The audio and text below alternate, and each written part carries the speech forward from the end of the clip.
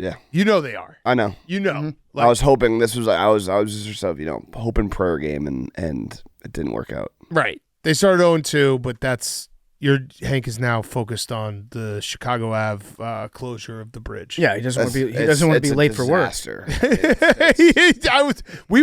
We were conversing, and you just looked directly at the TV and like squinted your eyes. We were mid conversation, me and you.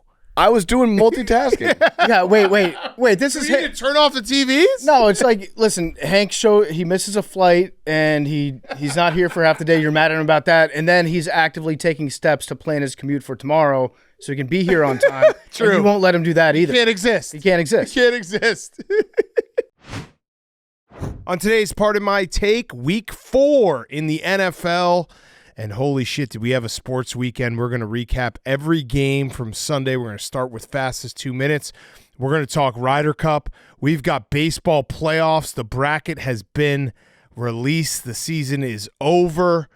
We got Who's Back of the Week. An awesome, awesome Monday show for you, and it's all brought to you by DraftKings. Football is back, and so is your chance to cash in like never before with DraftKings Pick 6.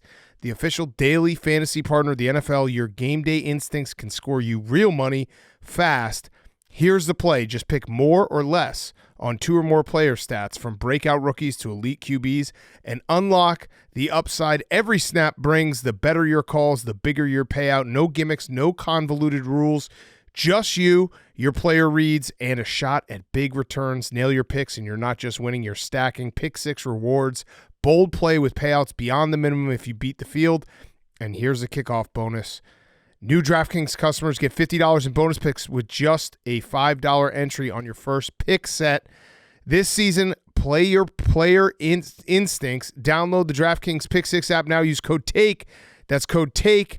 Play just $5, get $50 in Pick 6 bonus picks. Make the call, ride the upside in partnership with DraftKings Pick 6. The crown is yours. Okay, let's go. Hey,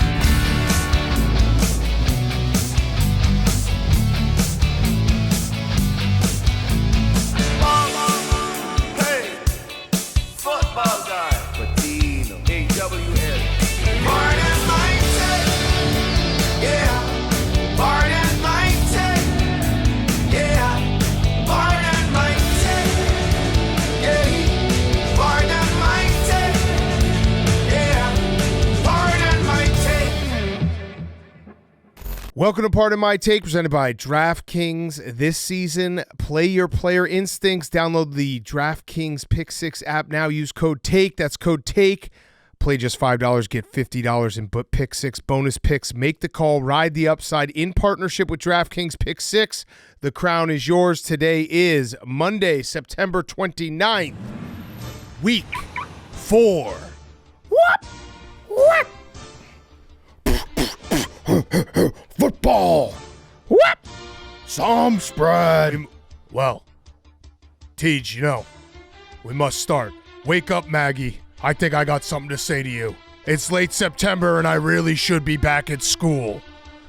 We start over in the pond in the Emerald Isle as quarterback Aer Lingus Rodgers touchdown in Ireland. For the first time in his life, Carson Wentz felt at home as a ginger, hoping his lucky charms would continue after a Week 3 victory. Unfortunately for him, the Steelers had other thoughts as they kept ripping off sacks, and T. Spay Watt took the balls away from the Vikings offense all afternoon. There was no beef between star wide receivers, but Justin Jefferson and DK Metcalf made you say, holy cow, each staking their claim as top players in the league. Well done. The game came down to the end, and Johnny Carson Wentz made us all laugh again as he completely botched the would-be game-tying drive. Steelers 24, Vikings 21. Good day. Whip. We go down to Atlanta, where Michael Phoenix had pitch-to-mania. Dink a dog less, but see it grow. Nice. From a mess to passes. Pitts and Drake London Bridge spit-roasted Marshawn Lattimore, who left gaping holes in the secondary all afternoon. Meanwhile, Father Bijan Misty got his revenge on Kendrick Lamarcus Mariota, who had a couple really bad releases of his own on the exact same day. Luke Emia McCaffrey was like little white blood cells showing up everywhere on the stat sheet, and Debo Uncle Samuel is going to be looking at Jaden and Terry and saying, I want you to get your asses back on the field as soon as possible. The Falcons, 34. The Commanders, 27. In Detroit, where I'm starting at the man in Jameer, I'm asking him for range, Jake Bates. And Joe Flacco could have been any clearer. If you want to make the world a better place, take a look at yourself and then make a change. At quarterback to Dylan Shador. With a lost fumble and 2 interceptions, thank goodness this is Flack Colbert's last season. On the other side, Jared Goff said, let me show off my game, boy. Throwing 2 master balls to Pokemon Ra, who caught them all. And the Lions continue to hutch and sun their opponents, showing the league who is daddy. You want to call me daddy? That's why they call me daddy. Lions 34, Browns 10. What? We go up to Buffalo, where Carson Wentz-Rattler was throwing an ungodly amount of wounded ducks again. And in a lovely tribute to Monica Lewinsky, Alvin Kamara Sutra was getting his body bent in some absolutely wild positions by the Bills D. James Tim Cook made sure the Saints saw a lot of screen time getting into an algorithm, and Sean McCormick was feeling froggy, singing, Why are there so many Josh Allen rainbows that Keon Coleman catches in stride? The Saints don't go marching, but do cover. 31-17. Down to Max and Zach in Tampa for a combo. Boomer. We had the steamy Tampa, where Sidney Sweeney Brown gave Eagles fans euphoria as he took a block punt to the house and hit the Bucs in the big jugular to give the Eagles an early lead. Kevin Patulowitsky was looking anything but rocky as he was finally getting in his bag with his playbook in the first half. And Dallas Broadert was the big man on campus as he went for 2 pretty touchdowns early, but then the Bucs came marching. To the third, where Easy Baker Oven Mayfield mixes some egg buka into a sweet 77-yard touchdown recipe. Shortly after, Jalen Hurts' rental car denies the full coverage insurance on Saquon Barkley before setting the cruise control, knowing he'd double park it right into the end zone for 6 points. In an effort to keep it close, as some may say, keep a new hope, Baker, may the force be with you, used his Jedi mind tricks on the evil Empire Eagles for another touchdown, but it wasn't enough. Sith Lord Saquon and Jabba the Hurts lived to see another win. Eagles 31, Tampa 25. Thanks, Zach. Thanks, Max. We head over to Foxborough, where Hank was there. In New England, Mark Wahlberg and Jalen Brown joined the prestigious club of Keepers of the Light before the game started. Tommy Troublemaker had the magic in him on a first quarter touchdown before Ryan Edmund Fitzgerald told his teammates, fellas, it's been good to know ya, after doinking the extra point. Marcus Jim Jones was flying high, no lie, after balling on an 87-yard punt return touchdown. Drake Mayflower made a second quarter pilgrimage to the end zone, and in the third quarter, Hunter Henry Lockwood was locked in and on time, catching a 31-yard touchdown before Quack Collins ducked into the end zone in the fourth quarter to seal the game. Patriots win 42-13. Out to the desert, where the Vegas Lingerators put all their faith in Ashton Panty and Max Brosby. But it was Gino Smith who tried to stir up the game and activate yeast mode, only to throw 3 interceptions, infuriating head coach Pete Carroll. JFK Williams was wheeling and dealing today, spreading the ball around to the grassy Cole Komet. Jackie O. Lamidi Zacchaeus and took a huge shot to the dome, Adunze. And now that Lyndon Ben Johnson has taken over the reins, anything is possible. The Bears, 25. The Raiders, 24. We go over to Kansas City, where La Marvelous Miss Maisel Jackson was taking the top off early, but this new season hasn't been very entertaining recently. Xavier Cringeworthy was back, making the Ravens very uncomfortable and giving them secondary embarrassment. DeAndre 3000 Hopkins took a couple hits from some big boys, and Ravens fans Thought their shit don't stink, but lean a little bit closer. See, the throws are going to Juju. The throws are going to Juju. Smith-Schuster. As the Chiefs built a lead, and tick-tock, Lamar goes missing, so we don't even see a Jackson Mahomes highlight. Where is that guy, Tej? Huh? The Ravens are one battle after another as Leo DiCaprio Chanel was on an island out there making Lamar's 28-year-old hose look way too old and washed up. The Chiefs make it look easy, 37-20. Standing on the corner, Jameis Winston in Hoboken, such a fine sight to see. It's Harbaugh, my lord, and his QB is sore from getting hit by the Giants' D. Come on, Justin, Dart is bussin', and Dable really likes him. He wants to fuck him. The Giants get their first win, 21, Chargers 18, and that is the fastest 2 minutes from Week 5 in the NFL, brought to you by our friends at Chevy. Football season is here, and whether you're grinding through the week or gearing up for kickoff, there's one ride that's always game ready, Chevy Silverado. The Chevy Silverado is a longtime partner, pardon my take, and our favorite truck, and it's all about grit. From job site to tailgate, Silverado lets you show up strong and tackle any task. Built for the hustle, ready for the game, Silverado is America's most dependable full-size truck. For J.D. Power 2025 award information, visit jdpower.com/awards. Head to Chevy.com to learn more and build your own Chevy Silverado today. All right, Week 4 in the books. We've got a hell of a show for the people. We got a lot of sports to get to. We're going to finish. We're in the middle of the Packers Cowboys game. Cowboys, plucky. Very. We'll update that at the end. But we got a lot of great games. We got the NFL starting to take shape. We got 2 remaining undefeated teams. But let's start with Hank's favorite thing in the world, international football, which, by the way, before we even get, so it's Steelers 24, Vikings 21. I think this happened Friday. They announced that they're doing a deal with Brazil, so there's another 3 years of Brazil games. And then I saw an NFL reporter basically said they're getting to a point where they want to have 16 international games a year so that every team has to play abroad once a year. Here's the problem with the international games. I don't know if we've expressed this particularly in the past, but when you have the morning game, Yeah, it fucks up your entire day as a functional human being. correct. You wake up early. You can't do anything because you're watching the football game. And then guess what? When that football game's over, you have to watch another football game. Yeah. And then when those football games are over, guess what? You got to watch another football game after that. And then after those football games are over, you get about 30 minutes. And then you got to watch another football game. And before you know it, you haven't done anything resembling what a human being normally does in the course of a day. And don't get me wrong, I love football. I'm not going to complain about football because I would suck a Sounds dick. like you're complaining about football. Shut the fuck up, No, Hank. there's nuance to what he's saying. nuance to and what I he's agree saying. with what he's saying. It's impossible. You want less football? No, I want the exact same amount of football, No. but I want it at different times. The morning football, like Sunday morning, there are things that people need to do. Yeah.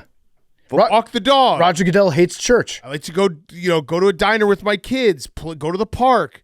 Then they just throw football at us. Or even think about all the people out there that are hungover. Yeah. Roger doesn't think about that. Think about all the people that missed their flight.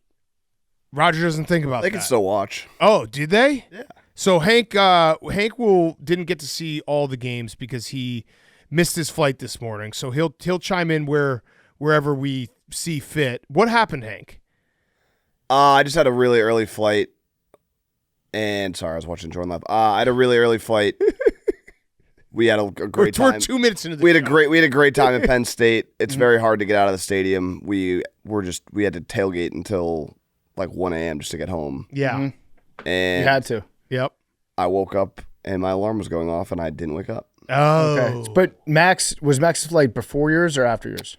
His was after mine. He wasn't staying at the same place as me, and he was flying out of a different airport. He didn't really leave me hanging. What would you say to the people who are like, "Hey, you're a child, like who misses a flight? You're a grown man with a job with responsibilities, and you missed your flight." What would you say to those people? I'd say that's a fair point.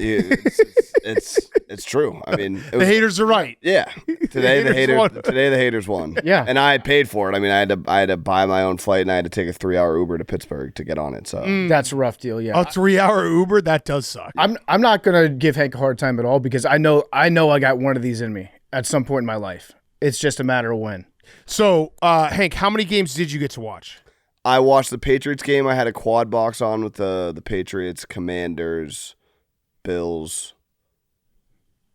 And that's pretty much it. And then Okay. I was watching- And I was watching Ryder a lot of Cup. the Ryder Cup. Ryder Yeah. I have a question for you, Hank, Yeah. about this whole flight situation. Please. I mean, this is crazy. Well, no, I mean, we wanted to set the stage because we're going to I go wanted to you ask for you on the some show, things. did you consider the fact that there was one ticket left out of state college and you got that ticket and then you I burned had that to ticket. I had to drive an hour and a half to Harrisburg at Oh, good 5:15 point. this morning. Good point. Yeah, I felt bad. I trust me. I wanted to make the flight. I wish I could have made it. I got a quote for you later that, Okay. that will be appropriate. All right, so That's on you, Max, for not calling Hank in the morning and be like, hey, are you going to make your flight? Yeah. And then That is it on said me. no. Your fault. Then I Like, could have okay, taken his I'm his logging ticket. on Expedia right now. Yeah. Tell me when you're It canceling. was a tough start to Sunday for Hank, but he's here now. So We are, though. Steelers, yeah, we are. Yeah. No more we are's. We were? We were. We were. Steelers 24, Vikings 21.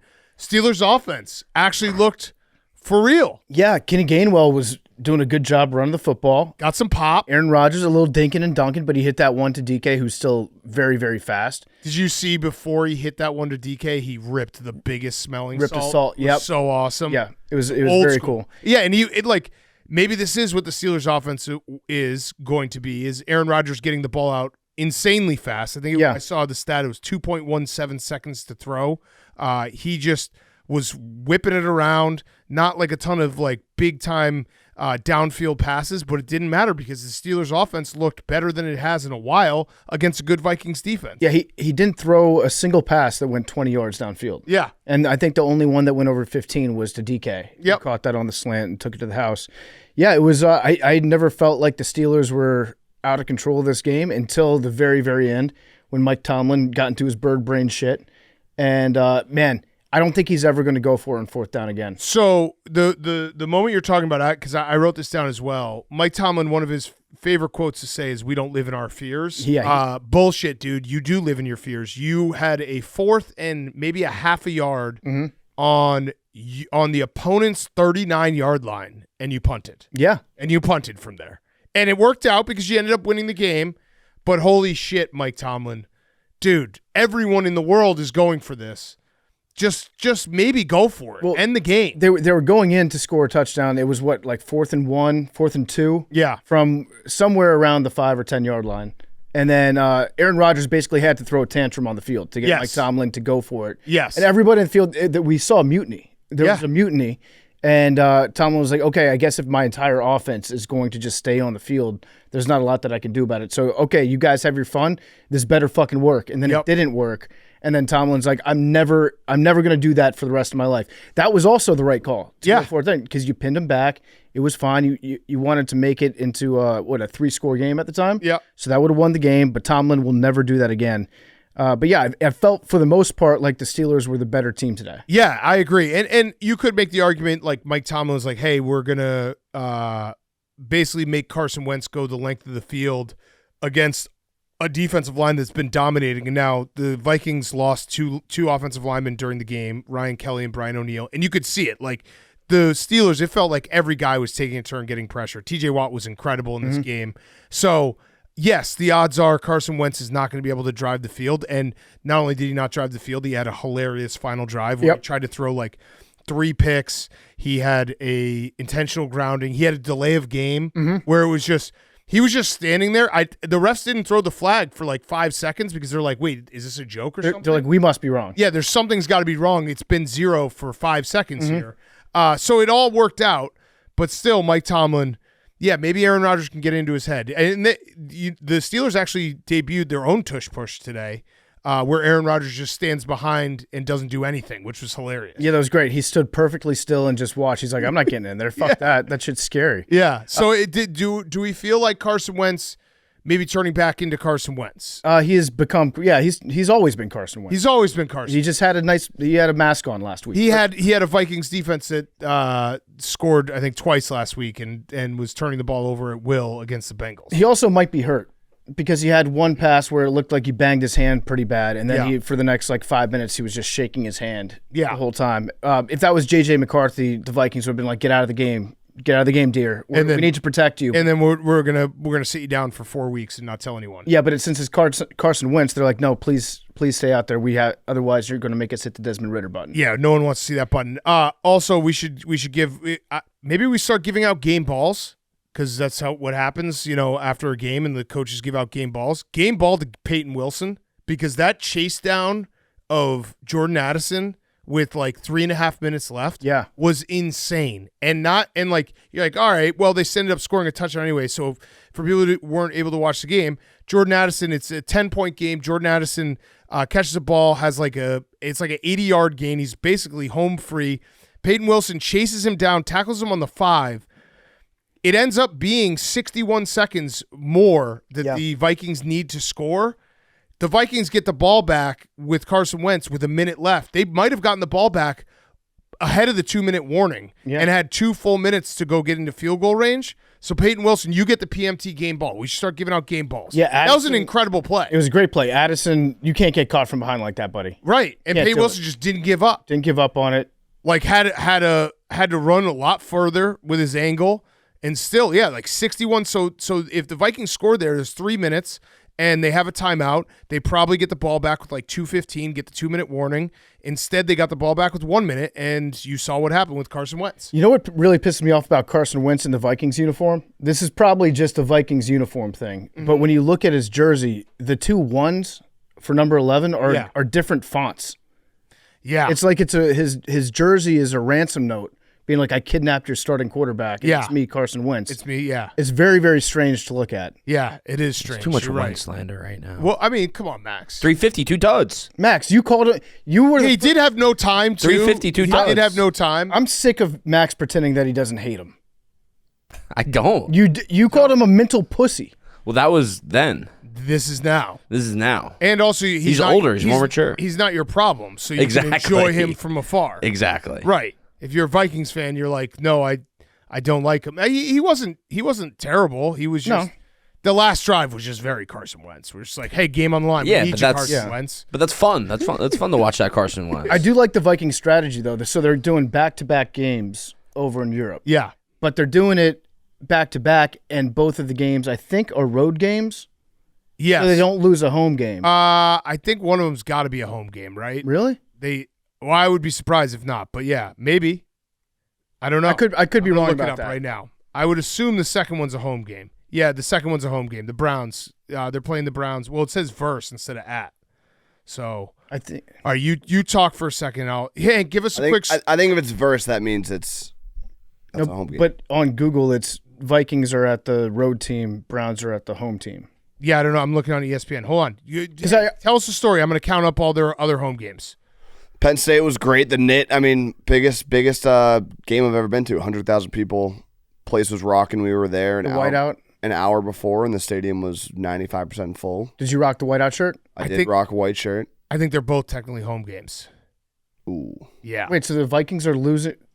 I'm counting right now. They have 1, 2. They only get 6 home games this year? 7. Because sometimes you get 9. Yeah. So 1, 2, 3, 4, 5, 6, 7, 8. So one of them's an away game or a home game. Sorry, one of them's a home game. That makes sense. They have 8 home games, so that makes sense. Yeah. Or maybe it is both away games, but they had 8 home games to begin this year. Yeah. That might be it. That might be it. Happy we got to the bottom of that. Greg Olsen update. He had a Guinness. Yep. And he talked shit about Guinness. He was like, I didn't much care for it. God damn it. Dude, fuck off. This guy. Come on, Greg. He's got it all. Be a man and just be like, I drank a beer and I liked it. Do you think J.J. McCarthy's ankle got better or worse because of this game? Worse, because he had to fly all the way across the pond. But I was going to say maybe a little bit better because Carson Wentz didn't look. I think every loss that they have, his ankle mysteriously feels a little bit better. Oh, I see what you're saying. Yeah. Yeah. I would say just actually, I still don't understand why he had to travel. Yeah, that doesn't make a lot of sense to Like me. he just had a baby, just let him stay at home. You're not going to play him. Yeah, I guess maybe the meetings and stuff, probably good. Being around Kevin O'Connell. I guess so. But yeah, you're right. I can't imagine that his wife was too thrilled with that. Yeah. The other note I had was something about Kansas State. They just get in fights overseas in Ireland because Skylar Thompson got jumped and robbed. I saw that. That was the graphic. Very funny graphic. Not funny that he got jumped and robbed, but funny to just see Skylar Thompson jumped and robbed. Did they catch the guys? I don't know. Probably not. Is there a possibility that the guy that he didn't understand what they were saying to him because of the Irish accent? Maybe. And then he was like, "Dude, I can't understand you." Then they took that as an insult. Yeah. Yeah, this is the Bleacher Report graphic. Jumped and robbed. Yeah, I hope he's okay. I hope he wasn't. I hope he wasn't banged up too much. I guess it's better than just robbed. And Well, it's better no, than just jumped. But if you get robbed, yeah, I guess you can get robbed and not jumped. Yeah, for sure you can get robbed and not jumped. And that would suck because then you probably don't even see the person. And then just getting jumped would also suck because that means they probably beat the fuck out of you. If I got jumped and not robbed, though, I would probably also say that I got robbed. I'd rather just get jumped and robbed together. Like I wouldn't want one separate. Yeah, agreed. Yeah, if you're going to do it, just do them both. Do the combo. Yeah. What do you think about Aaron Rodgers? He was talking shit about the team travel. Yeah. He was like, "I wish we got there earlier in the week. He so I left. could explore some of the history around Ireland." Yeah, they landed at like 8 a.m. on Friday, which that does suck. It does suck, and I would trust any advice Rodgers had about how to take a trip. Yes, big time. Should I read the quote that is going to hurt us in our argument with Hank, or should I not read it? I'd prefer you don't. Okay, then I won't. Patrick Queen said on the environment in Ireland, "It was incredible. I might get a little heat, but it's kind of different than being at home. They were into it the whole game. Every single third down, we could hear them." Okay, so that's Ireland. I saw that and I was like, fuck. That's Ireland, which is superior in every way to London. That's true. So all games in Ireland, we can, we can meet in the middle. I'm better with Ireland. Ireland. You're down. I'm better with Ireland. Yeah. I would be okay with that. All right. That's a compromise. I actually don't. I don't. That's want a good it. No, compromise. I'm not okay with that. I don't know why I said. I'm better. I'm better. I don't want. It would be better, but I don't want it. It's closer. It would. It is closer. Be awesome. People are nicer, Be awesome. except for the jumped and robbed. As long as you didn't go to Kansas State, Yep. you should be okay, and not getting into any fights. Are the Steelers? The Steelers might be. They might be better than.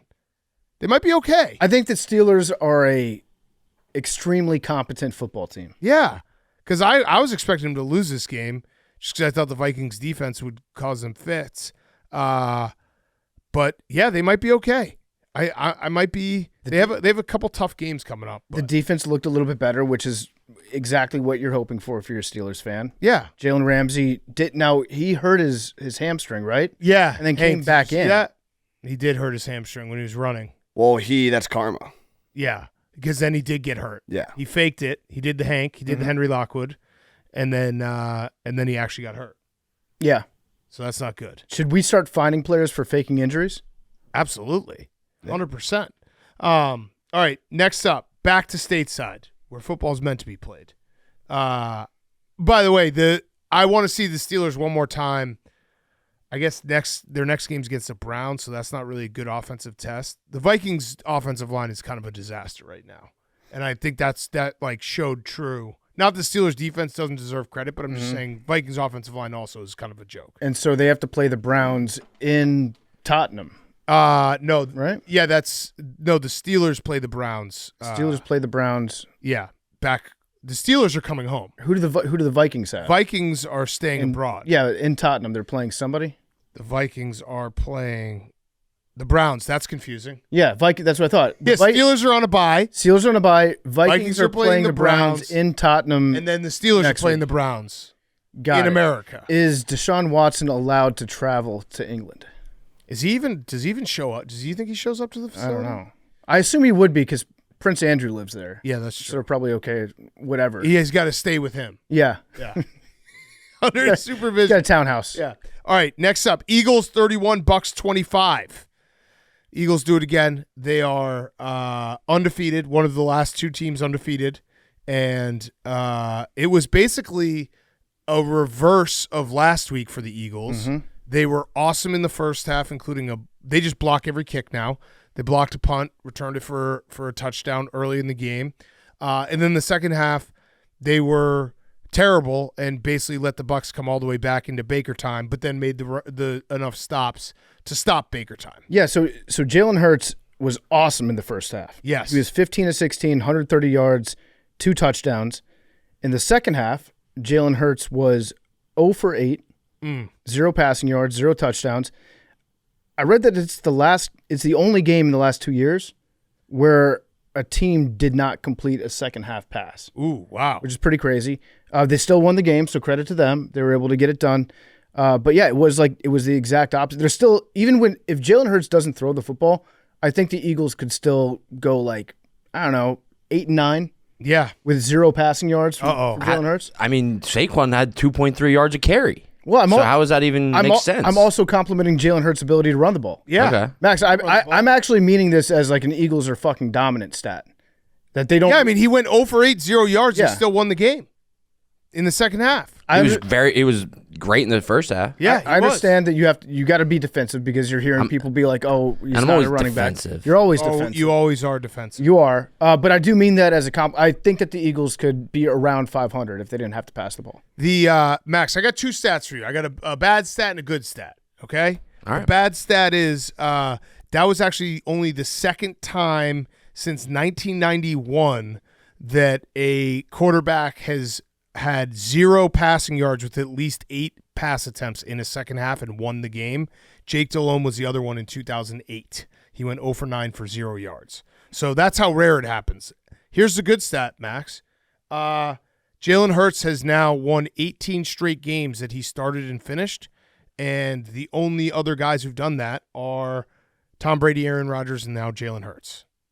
It's pretty good stat. That's pretty good company. It'll be a full calendar year by the time that he plays next week. That's crazy. Yep. So, and then we also had, of course, A.J. Brown after the game with a weird tweet. So, are they okay? A.J. Brown can do whatever. He's done it so many times. He said, if you're not welcomed, not listened to, quietly withdraw. Don't make a scene. Shrug your shoulders and be on your way. Huh. It is a Bible verse. Yeah. I looked up the Bible verse. Okay. It's in regards to Jesus instructing his disciples that if nobody listens to your message, shrug your shoulders, move on, and also that city is condemned to hell. That part's not good. So who is A.J. Brown condemning to hell in this message? Sometimes he just likes to say shit. Yeah, sometimes you just like to tweet shit. Yeah. Okay. Just throw it out there. He just wants to get some interactions. Yeah. Yeah. Sometimes people just do that. He just won a Super Bowl. They're 4-0. He makes a lot of money. Okay, so I agree with all of that, but do you not, would you prefer A.J. Brown to just not do this? I don't care. He did it all last year and he won a Super Bowl. That's true. That's a good point. That's a really good point. I got a question for you, Max. Is Nick Sirianni, is he trolling the rest of the league with the new tush pushes now? That was a good one. That one was. It's pretty funny. He's doing different varieties of it. He's like, hey, we can beat you a couple different ways in the tush push. Are you talking about the fake one? Yeah, the fake one. I got a take. I think that should be illegal for the Eagles to do. I do. Well, yeah. Leave the real tush push. They should not be allowed to do fakes. It's like an onside kick. You have to declare tush push. No, it's kind of like an ethics code. Like you are better than everyone at the tush push. Do the tush push. Don't do the fake tush push. That's almost cheating in my eyes. Well, yeah. Everyone else can do a fake tush push because they can't do the tush push like you guys can. But the fake, that would be funny if the league met in the spring and they're like, tush push stays, fake tush push for the Eagles gone. Can't do it. If you're going to line up that way, you got to just do it. Yeah, too good. Do you agree? Sure. I mean, no, I don't agree. Okay. But it is kind of cheating. Yeah. There was a point today where I thought that the league was going to try and ban blocked kicks. If we just block, I thought we were guys do good. Yeah, I thought we were just gonna block every kick for the rest of time, and then people were gonna be like, "Well, we got to fix this because the Eagles can't just keep blocking kicks." So the next time they punted, when you didn't block, but it was 3 in a row. Yeah. So that was good for the Eagles to not block the next one. Because then they would threw have them off banned the it. scent a little bit. Yeah, we have to use it sparingly. Yeah. Zach, how are you feeling about the Bucs? Because it feels like the Bucs got back in this game. There was some awesome Baker hit Ibuka. Bucky Irving had a big big touchdown. It feels like the Bucs only do they're basically the biggest procrastinators in the NFL. They just wait till 5 minutes left in the fourth quarter and they're like, "Fuck, we gotta actually try to win this game." And they kind of ran out of plays today because they flew too close to the sun and it was too many mistakes throughout the game. Listen. I think it's hard when the tone gets set early on a block kick taken back to the house. Like that just kind of throws everything out of whack. I think we did good stopping the run today, but we showed today that you can't just push everything off until like the last 3 minutes of a game. Yeah. You can get away with that with a lot of teams. The Eagles aren't going to be one of those teams. I still feel very good about where we're at as a team. It wasn't our day. It is kind of nice that, like, especially when the Bucs play early in the early slate, it's almost like the clock hits witching hour when Baker does a scramble and then talks shit in someone's face when the Bucs are down a score and they need a first down really badly. Mm-hmm. It's almost a sign like, oh shit, we're ready to pop off. Yeah, and they're trying to run the ball, but they're clearly limited as to what they can do with that offensive line right now. Yeah. So they're still like, in theory, we're going to try to give Bucky Irving some carries and try to at least like establish a threat of a running game. But I don't think that it's taken too seriously. Yeah. Because they're so banged up on that offensive line right now. And it's basically all roads in every game the Bucs play lead to Baker having the ball with like 3 minutes left needing to score. Game plan is just wait for Baker to anamorph into a dog. Yeah. And it was basically just the Bucs made too many mistakes. It was a block punt, but it was also like their defense did a great job in the second half. The only time the Eagles scored, which ended up being the game-winning touchdown, was because Bucky Irving fumbled and gave them a short field, and they were able to score off that. Yep. And also Chase McLaughlin hit, I think it was the longest outdoor field goal in the history of the NFL. Yep. 65 yards. Yep. Zach and I were the only two people in the cave who said he was going to make it. It was a crazy kick. And Max. It was super low. You probably could have blocked. Actually, Max. I'm beginning to buy into the theory that maybe the Eagles didn't block that one on purpose, so that the league would get off their ass about it. That was a really low kick. They thought that maybe they didn't have to block it; that he was just going to miss it. Yeah, nobody really rushed up the middle on that one. Yeah. Yep. So overall, you're okay, 3-1. You got to get healthy.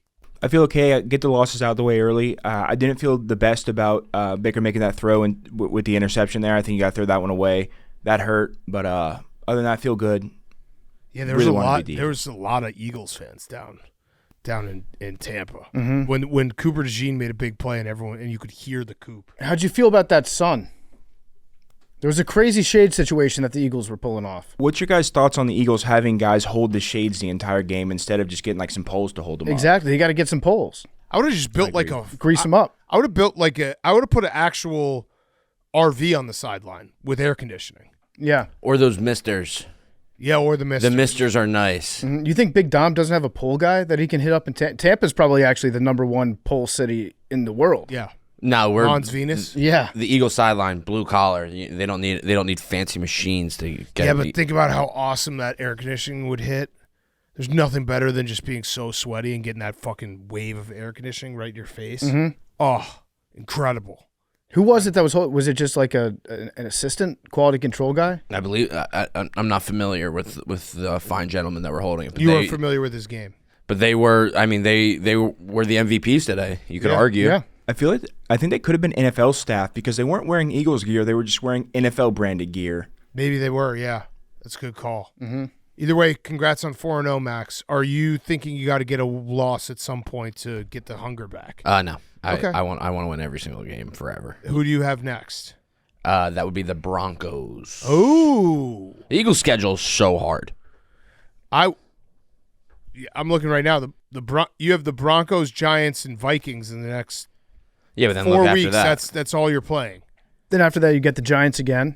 And then the Packers and the Lions. Packers, Lions. Okay. And Cowboys are not. And then the Bears. Bears are back. Maybe. Who knows? We'll see what we are then.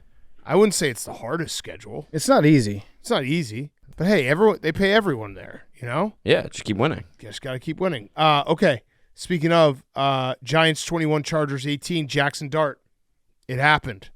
He arrived. 75-yard touchdown drive to start the game. This was so mean to Giants fans that they got a quarterback that it was kind of actually reminiscent of remember Danny Dimes' first game? I think it was in Tampa. And finally the vibes are back for the Giants, and then Malik Neighbors tears his ACL. That was a big bummer. Such a bummer. Big bummer. It was obviously very painful. It led a lot of people to start talking about the field at MetLife, which I did not realize that field had claimed so many knees. It's crazy. And ankles and Achilles over the last few years. But since like 2020, it's been on quite a run. Yes. It's been pretty bad there. But they're not going to change it to grass. No. They're just not. They like hosting concerts there. Yep. That's what needs to happen is musicians need to start being like, we're not going to play shows at artificial grass. Yeah. It has to be real grass. It's bad for our audience's knees. Yeah. And then the owners will start doing it finally.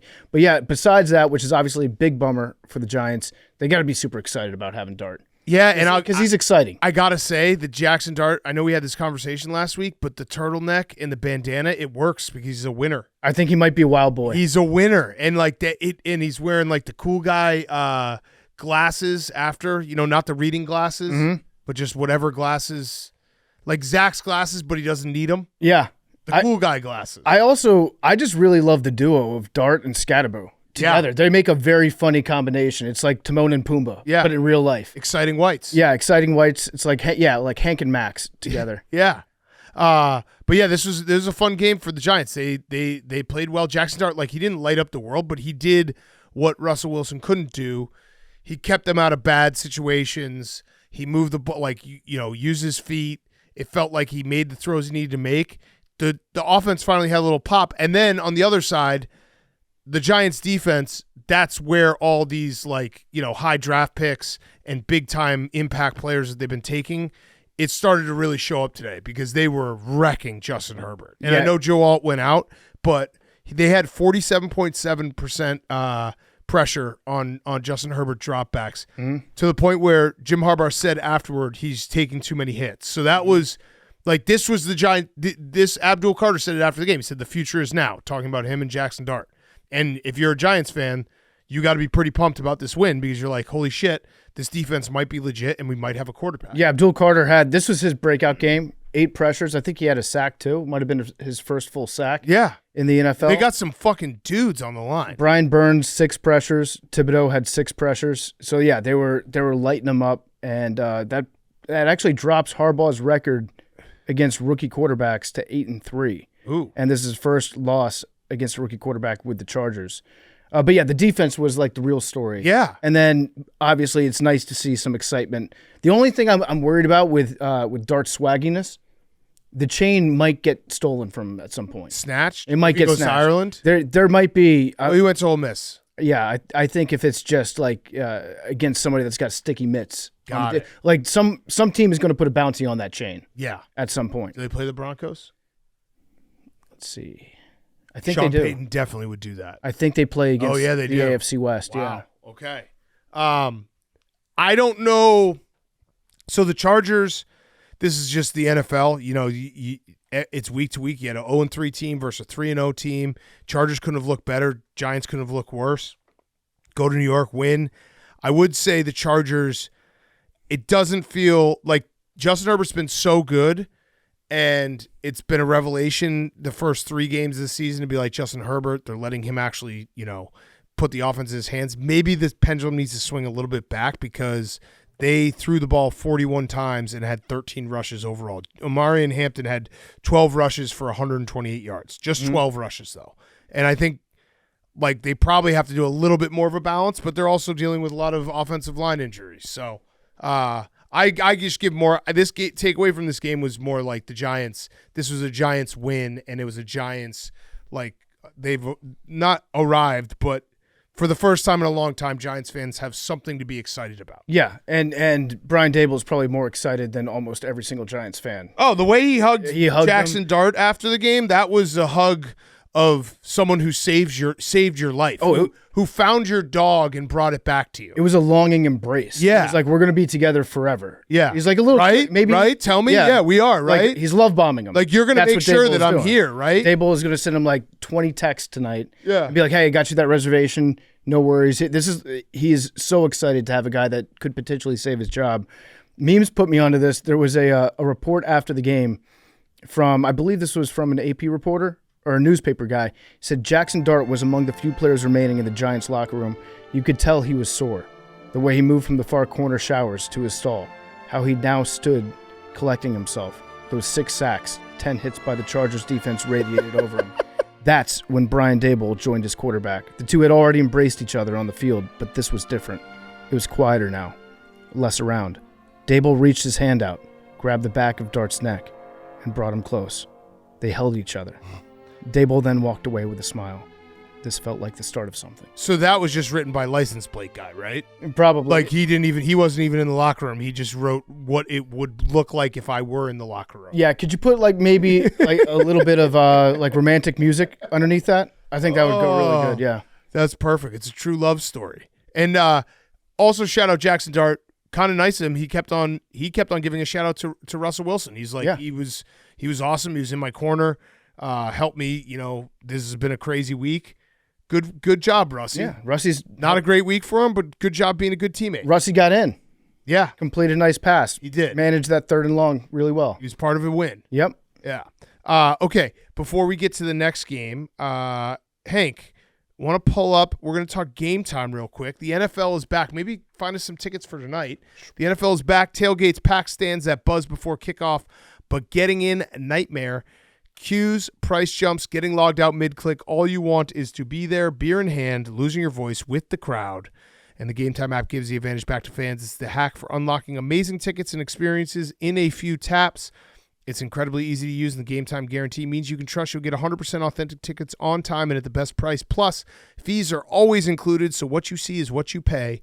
We're looking at tickets for the Jets at the Dolphins tonight. Cheap tickets. You can get in the stadium for $37. $37. Wow. So that's an amazing deal on Game Time. Take the guesswork out of buying NFL tickets with Game Time. Download the Game Time app, create an account, use code PMT for $20 off your first purchase. Terms apply. Again, create an account, redeem code PMT for $20 off. Swipe, tap, ticket, go. Download the Game Time app today. Okay. Falcons 34, Commanders 27. Yep. I need Jaden back so bad. Yeah, what's up with Jaden and Terry McLaurin?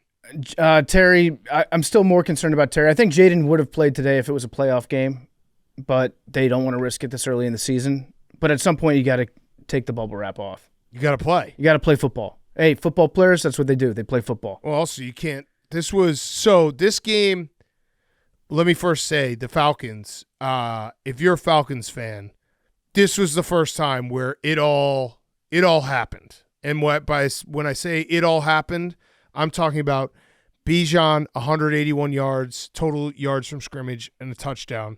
Drake London, 8 catches for 110 yards and a touchdown. Kyle Pitts, 5 catches for 70 yards and a touchdown. Michael Penix, 313 yards. It all happened. That was exactly, if you're a Falcons fan, you're like, we have all these guys. Let's use these guys. We want to see these guys be these guys. It finally all happened. Yeah, the story is not, like Marcus Mariota was not the problem for the Commanders today. The problem was the defense just got gashed. And the Falcons' skill players, bigger, stronger, faster across the board. Bijan's so good. Bijan's very good. Frankie Louva was the only one that was playing with a good amount of speed and effort. Well, I don't want to say effort, but he was the only one that looked like he was fast enough to hang with those guys at that position. I'm not sure Marshawn Lattimore is good. He might not be good. He might be a little washed. It might also be the scheme, and we're playing a lot of zone. We got a lot of old guys. We're the oldest team in the league by a considerable margin. We got a lot of old dudes out there that can't keep up with tight ends, have trouble in the zone coverage, and some of that makes Lattimore look bad when he's late getting to his guy. But he might not be good, and that's a reality that I'm having to deal with at this point. So please respect my privacy at this time as I work my way through this. What did you trade for him? It probably wasn't even really all that much. No, I actually don't remember. It wasn't. I don't think it was a second rounder. It was like a second rounder, yeah. But again, that's what you need to get younger. Is you need draft picks to get younger. Yeah. And Ron Rivera, I don't think there's a single guy on this defense. No, that's not true. Payne at tackle. He's still a pretty good player. But yeah, we just whiffed on so many draft picks throughout the years that our defense is super old. Is where Emmanuel Forbes would have been. Oh, Emmanuel Forbes. If he was good. Yeah, it would have been great. Right, yeah. right. When you miss on a cornerback, then you have to go get another one. Yeah, but the defense was not good today. The Falcons' offense was great. Everything was easy for them, and they were hitting their guys in space. Zach Robinson coming down to the sideline. It worked. Helped everything. And Michael Penix, this was the bounce-back game you needed to see after losing to the Panthers the way they lost to the Panthers. He was great. He was spraying it everywhere.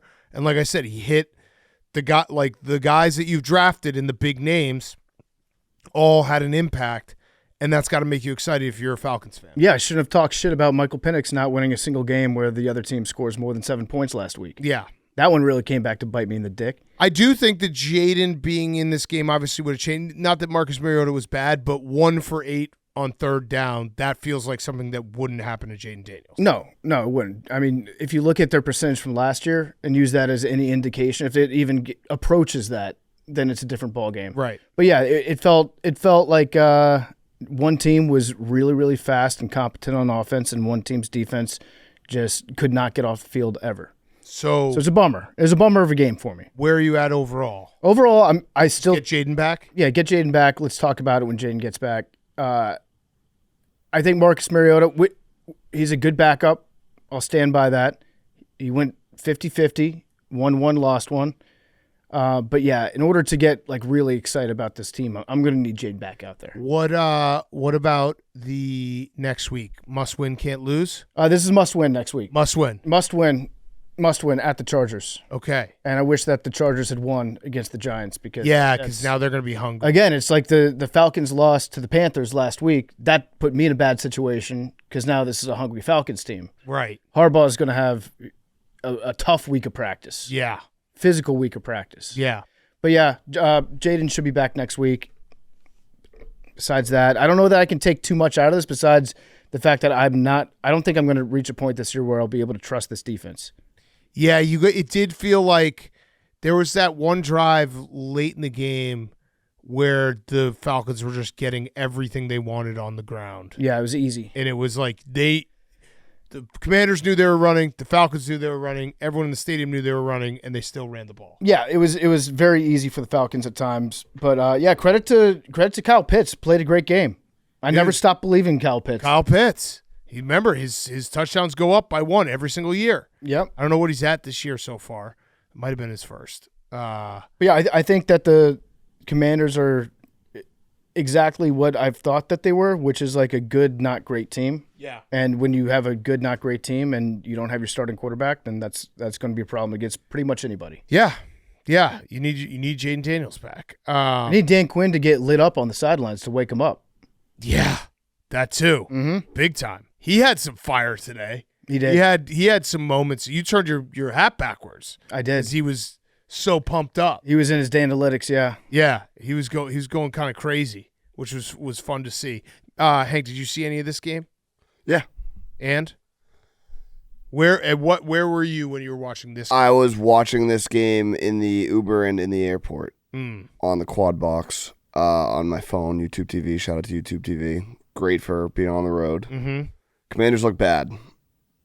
Bad. But like you said, you can't put a whole lot into it without your starting QB. Yeah. Yeah, you can't. Receiver. You need Jaden Daniels back. It was more like I said, the Falcons. If you're a Falcons fan, you put this tape on and you're like, this could be the future. Holy shit, all these guys are for real. Yeah. Which is an awesome feeling. It's crazy because our special teams were like super fast, super physical, and then none of that translates over to defense. I think we need to have our special teams start to play defense for us. I think that's the answer to it. Also, shout out Luke McCaffrey. Love him. That's one thing. Marcus Mariota's unlocked Luke. I'm going to need Jaden to watch that film and be like, Luke's a weapon. Let's get him the ball. Funny moment in the cave where PFT was like, all the haters of Luke McCaffrey. Mm-hmm. And I was like, no, I don't know if anyone's. And then he pointed out that we didn't compliment his Luke McCaffrey jersey enough. I think he said you guys woke up Luke. Yeah, no, you did. I don't. No one was talking about Luke. He heard everything you said. And yeah, Big Cat was like, who doubted Luke? And I said, well, when I got my Luke McCaffrey salute to service jersey last year, you guys weren't really that impressed with it. I don't think we said anything, which is that's hate. That's hate. Jersey Jerry was the only one that respected the salute to service. Yep. So also Debo looked awesome. Great game again. Yeah. So I think once Jaden gets back, he's got enough weapons. The offensive line looked okay today. I think it's going to be a much different team when Jaden gets back out there. But the defense is never really. I don't think we're going to reach a point this year where I'm going to ever fully trust them. Yeah. I think that's fair. Okay. Next up, Bills Saints. Bills 31, Saints 19. This game was actually kind of close for a minute. Yeah. It was a 2-point game, And then Josh Allen was like, oh, yeah, I'm Josh Allen. I'm playing the Saints. And he had that, I think it was like a 27-yard scramble. And then the very next play threw a touchdown to Dalton Kincaid to make it a 9-point game. And it was closer than I think we all thought. They pay them too. It really came down to the Saints had two moments. The Chris Olave interception, which Spencer Rattler can do it himself. He can throw an interception himself. Why'd you have someone else do it? Yeah, good point. Spencer's also 0-10 now as a starting quarterback. 0-10. But I don't think he's not 0-10 bad as a quarterback. No, I think the Saints might be 0-10 bad. Because 0-10 bad is really bad. Hank's giving a look like, he might be 0-10. I don't think you realize how bad 0-10. Like Deshaun Kaiser, he's 0-10. He's 0-15 bad. 0-10 bad. Spencer Rattler does not fall into that same category. Well, he's 0-10. He is, but he's not 0-10 bad. He's 2-8? Yeah. No, that's exactly right. Yeah. I'd say 1-9. I'd say he's 1-9 bad. I think should have lucked into a win at some point. Maybe against the Panthers. Yeah. There should have been a win. Yeah. Also, today was his birthday. Oh. He said it's frustrating because we're in these games. We got to close them out. You want a birthday W. Oh. And so Spencer Rattler. So not only is it his birthday, but he had to remind everyone it's his birthday? Yeah, he was really hoping for a birthday W. But you're right about Josh Allen. I think Josh is doing a good job of saving his true fuck it moments. Yeah. Until he has to use them, because otherwise you use all your fuck it moments. Yeah, and he had a pick early in the first half that kept this game close. But yeah, then he was like, oh, wait, I forgot. I'm Josh Allen. I'm better than everyone on the field. Let me just end this game right now. Yeah. He did it in 2 plays. I've seen it a couple times this year where he thinks about going fuck it, but then he's like, I'll save the fuck. I'll just edge myself. Right. And then when the fuck it moment happens, it's going to be even more explosive. Right, exactly. I love watching James Cook run the football. He's so good. I don't know if he's underrated or properly rated, but he needs to be talked about more. I looked back through it. So since the start of last season, including playoffs, James Cook has 2,093 total yards from scrimmage and 26 touchdowns. He has a touchdown in 8 straight games. This season, he's started with every single game. He's had a touchdown and at least 100 yards from scrimmage.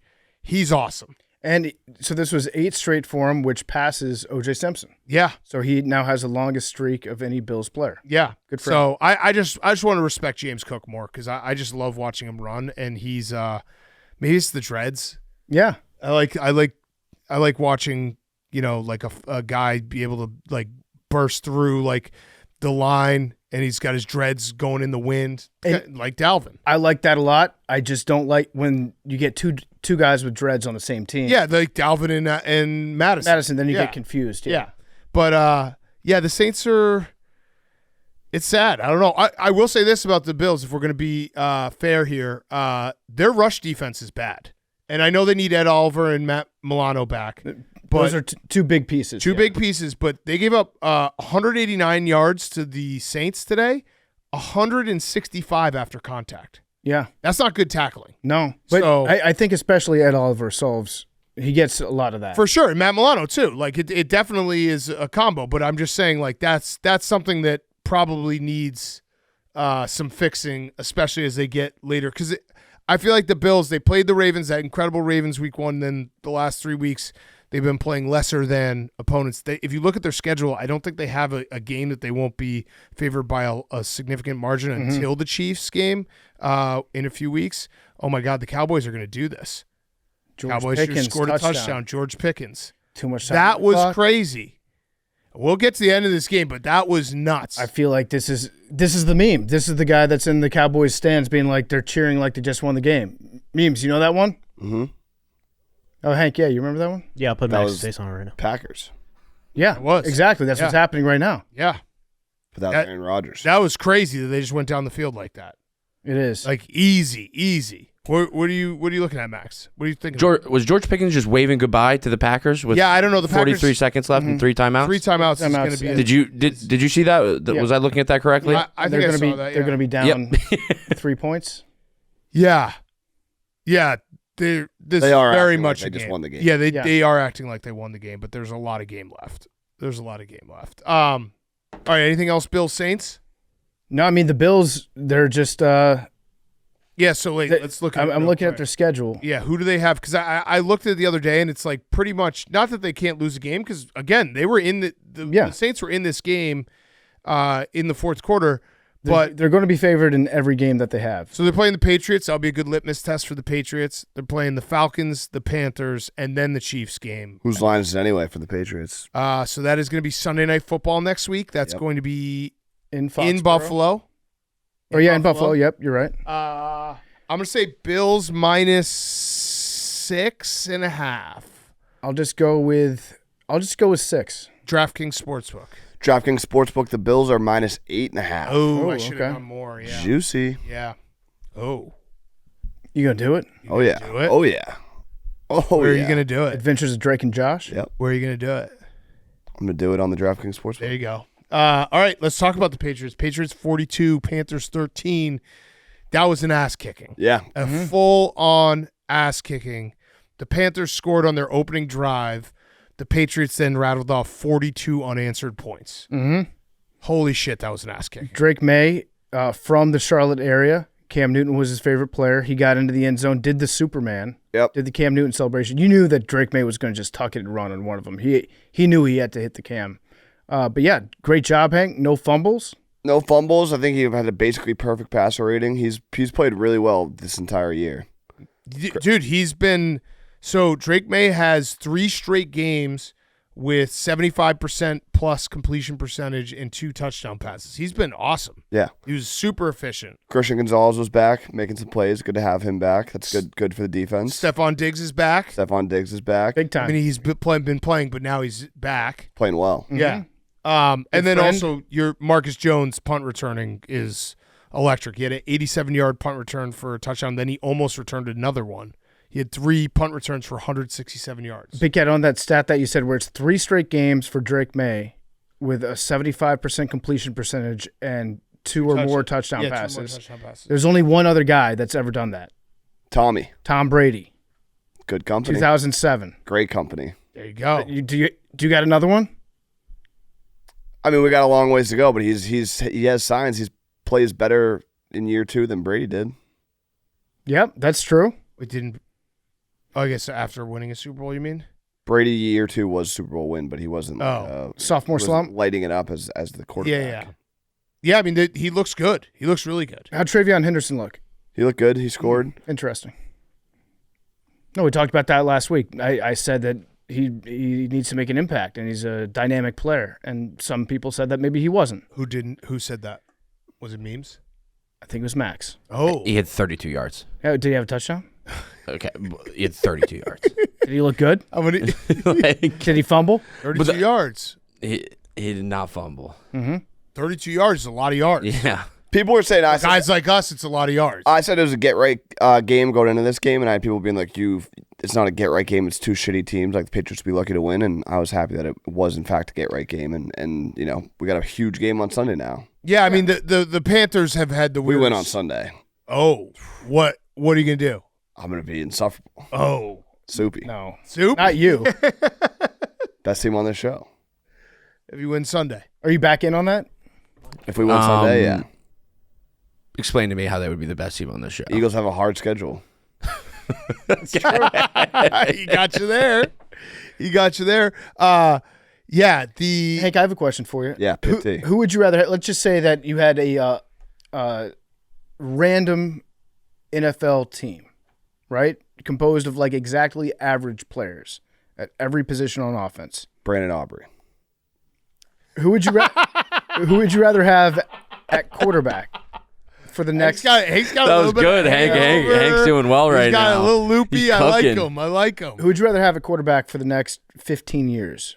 Drake May or Jalen Hurts? Drake May. Oh. But Jalen Hurts has won a Super Bowl. Didn't throw for any yards in the second half, but he has won a Super Bowl.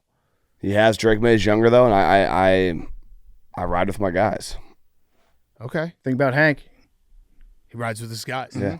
Even a Stephon guy Diggs, rider. if he asks. Yeah, he's a guy rider. Where did you watch this game? Same place I watched the Commanders. Oh, yeah, and Falcons Uber? game. Uber Airport. So what time was your flight? My flight was at 4:00. No, what time was your first flight? 6:15 or 6:30. And what time did you wake up? 7. But your alarm was going off when you woke up. My alarm was going off. So it had been going off for 45 minutes. Yep.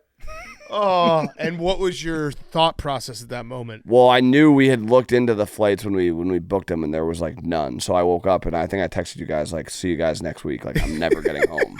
Like I knew that I was in a bad spot because like there was no flights from State College, no flights from Harrisburg, and that's why I ended up going to Pittsburgh. Yeah.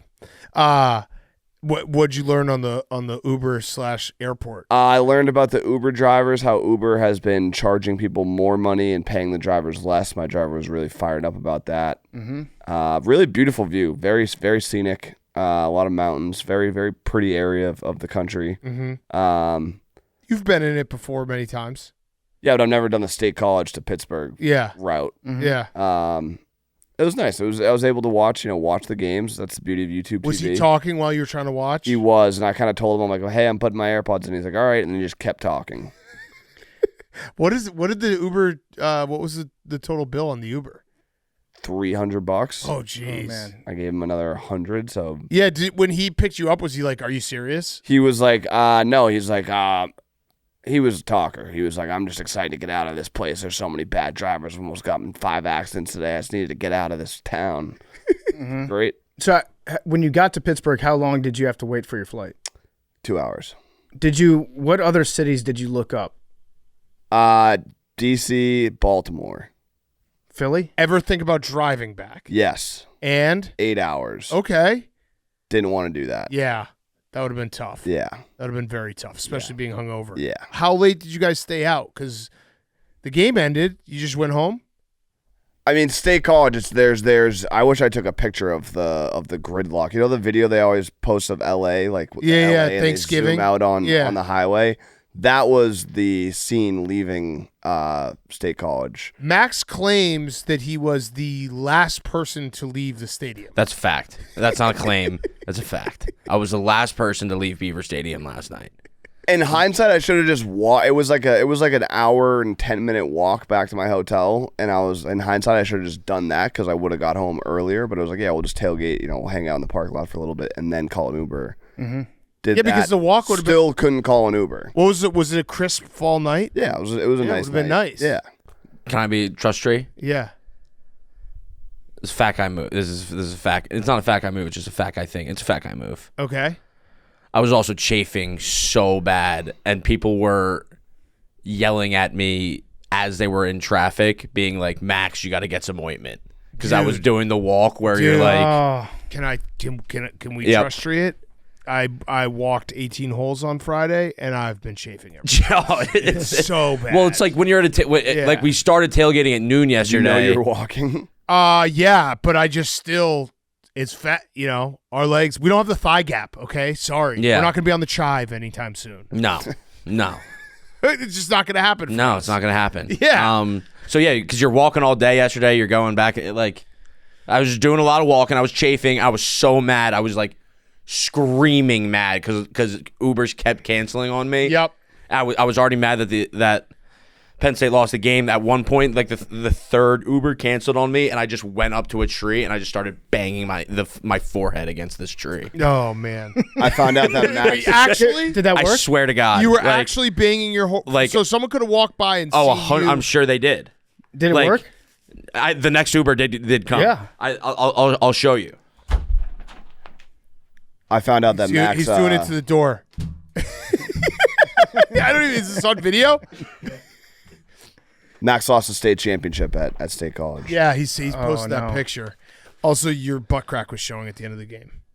Well, that's the sky's blue. Max, how mad were you at us? Fetal position. How mad were you at us when we said that your offense stunk and then you guys scored a couple points? And then you called me a fucker.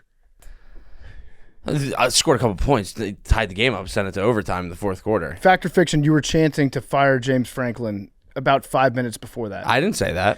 Can you say that you were at a whiteout if you were sitting in a suite? We were on the field for the first quarter. I had such a funny video, too, that I couldn't That's post. Why your offense stunk.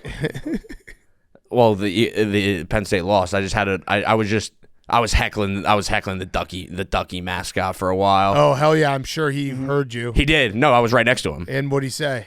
Just kept waving. Yeah, he just kept waving. I was Yeah, like, he can't keep talk. waving, ducky, keep waving. And he just looks at me. He doesn't do anything. He just goes, and he just See- waves. It's gonna be a long night, Ducky! Come on! Keep waving, Ducky! You're the worst. Oh, yeah. Did you think about fighting him? Heckling a mascot.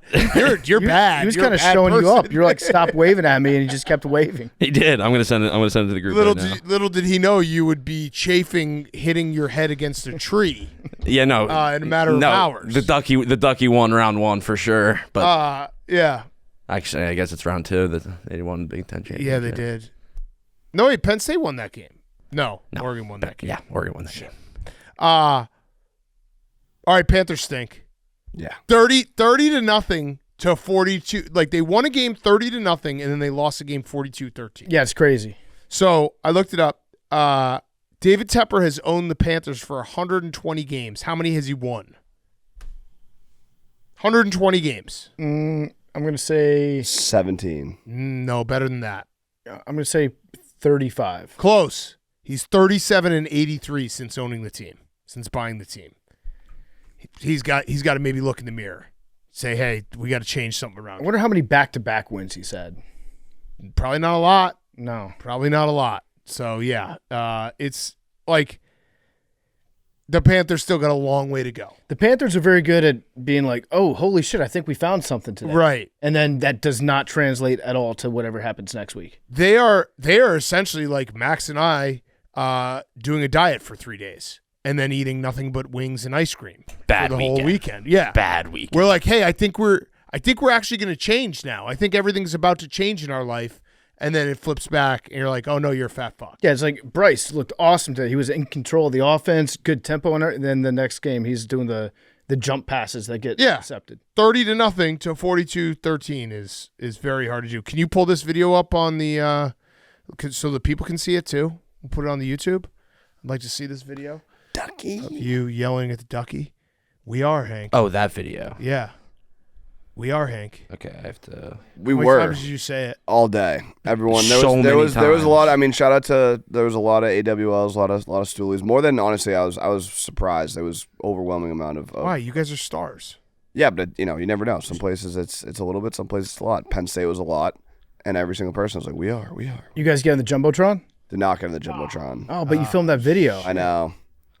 Is that video ever going to see the light of day? No, I guess not. Let's put it in the YouTube. Yeah, good call. Yeah, me. We don't have Yes, the rights. We don't have the yes, rights. It's yes. the same We as the don't have the book. rights. It's the same as the Play book. the video. play the It's video. not. Let's It's see not. the video. Play the Let's video. go back-to-back videos here. We gave it to Penn State. It's there. It's People up are for going to their be so usage. mad when they see the Patriots. We can't play this video. The Patriots Panthers. Oh, we are. Talked about for 30 minutes. Oh, we definitely are. All right, here we go.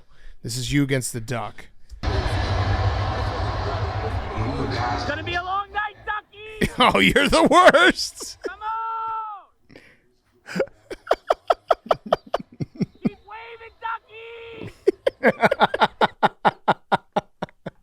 Oh, it's great. All right, wait. Play the other video. It's You have to play the yeah, you Jumbotron. have video. it. I think I deleted it. Yeah. No, Nope. Memes. Can you please? Memes play got it? it. He's got Memes, it. you got it. Yeah. I think I deleted I it. want to see this because I've actually not seen it. You know what?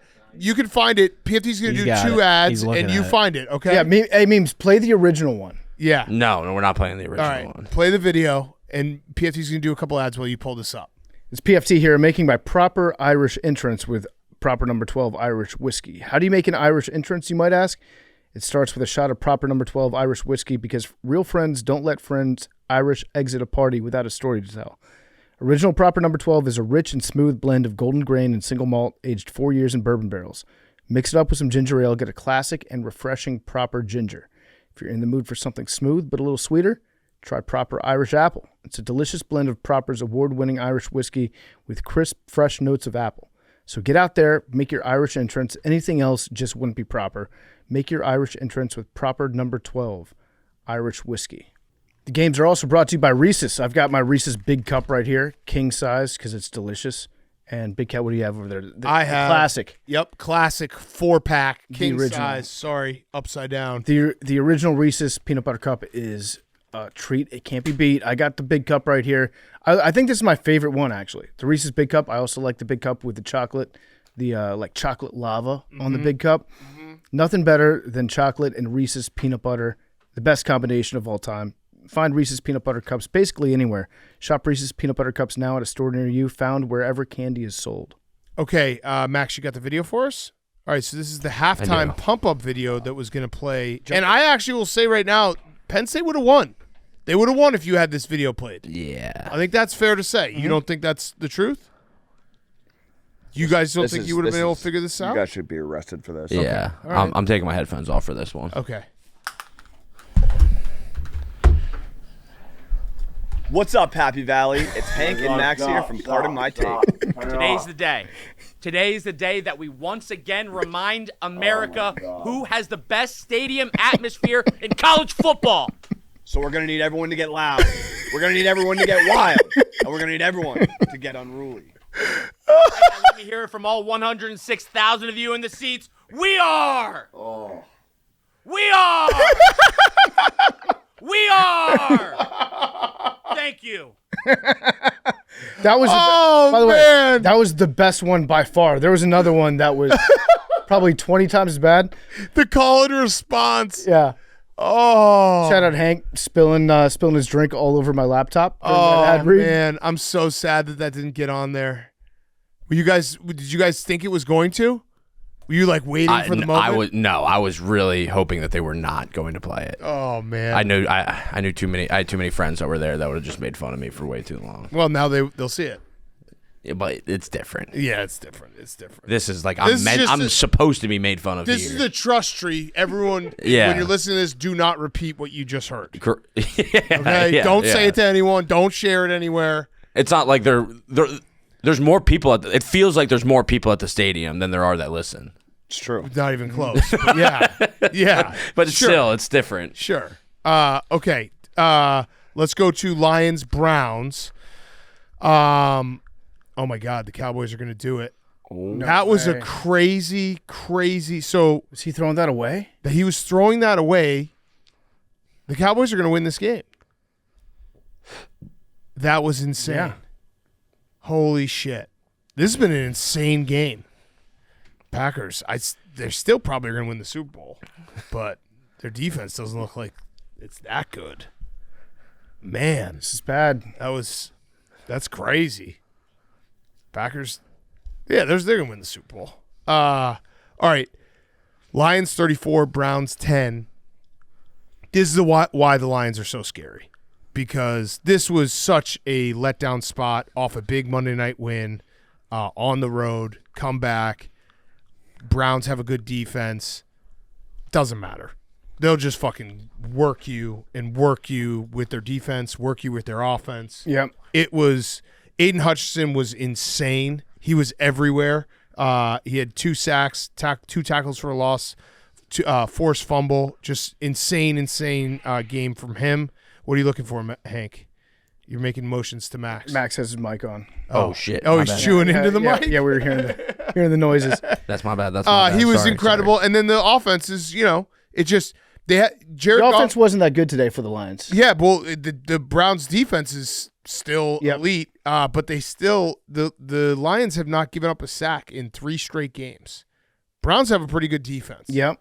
Also, Jahmyr Gibbs, he it wasn't as easy as it's been, but he had a nice game, even though the Browns have shut down all running backs. So I just think the Lions are just so impressive. Yeah, the Lions are a complete football team. Yeah. Special teams with a touchdown today too. Yep. They dominated this game start to finish.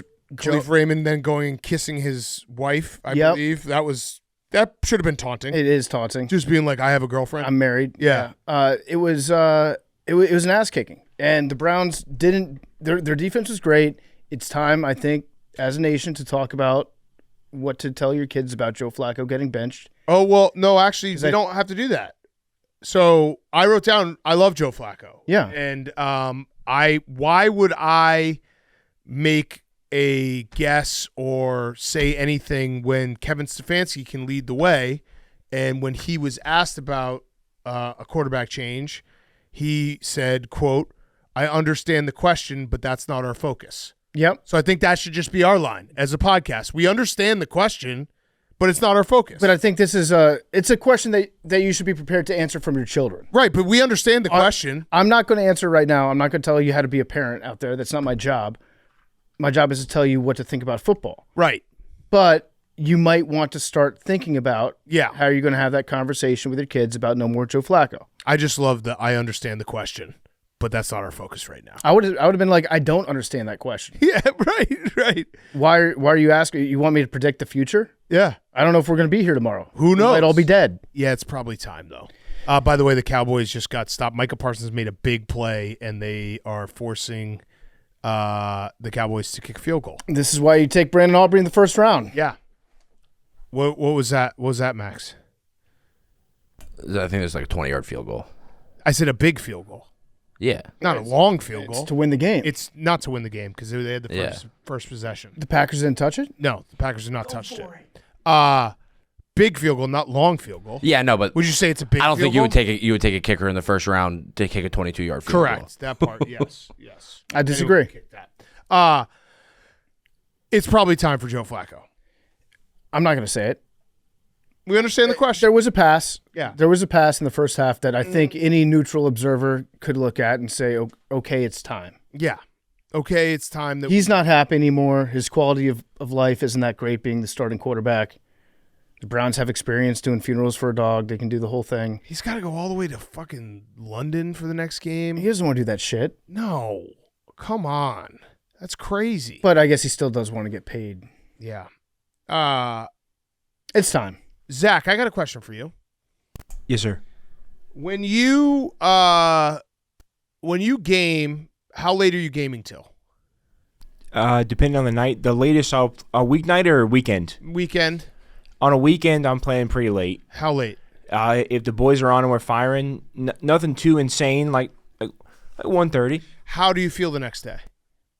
If I'm able to fall straight to sleep afterwards, I'm good. If I'm not the best at falling asleep sometimes, on those days, not the best. Is it ever hard for you to fall asleep after gaming? Yeah, I don't do well falling asleep. I asked this question because, and this could be fake, but someone I think found Amon-Ra St. Brown playing 2K at 4:29 a.m. That's not a good look. But if they're on a streak, I mean, he had 2 touchdowns today, so it's not really a problem. Do we know that it was him?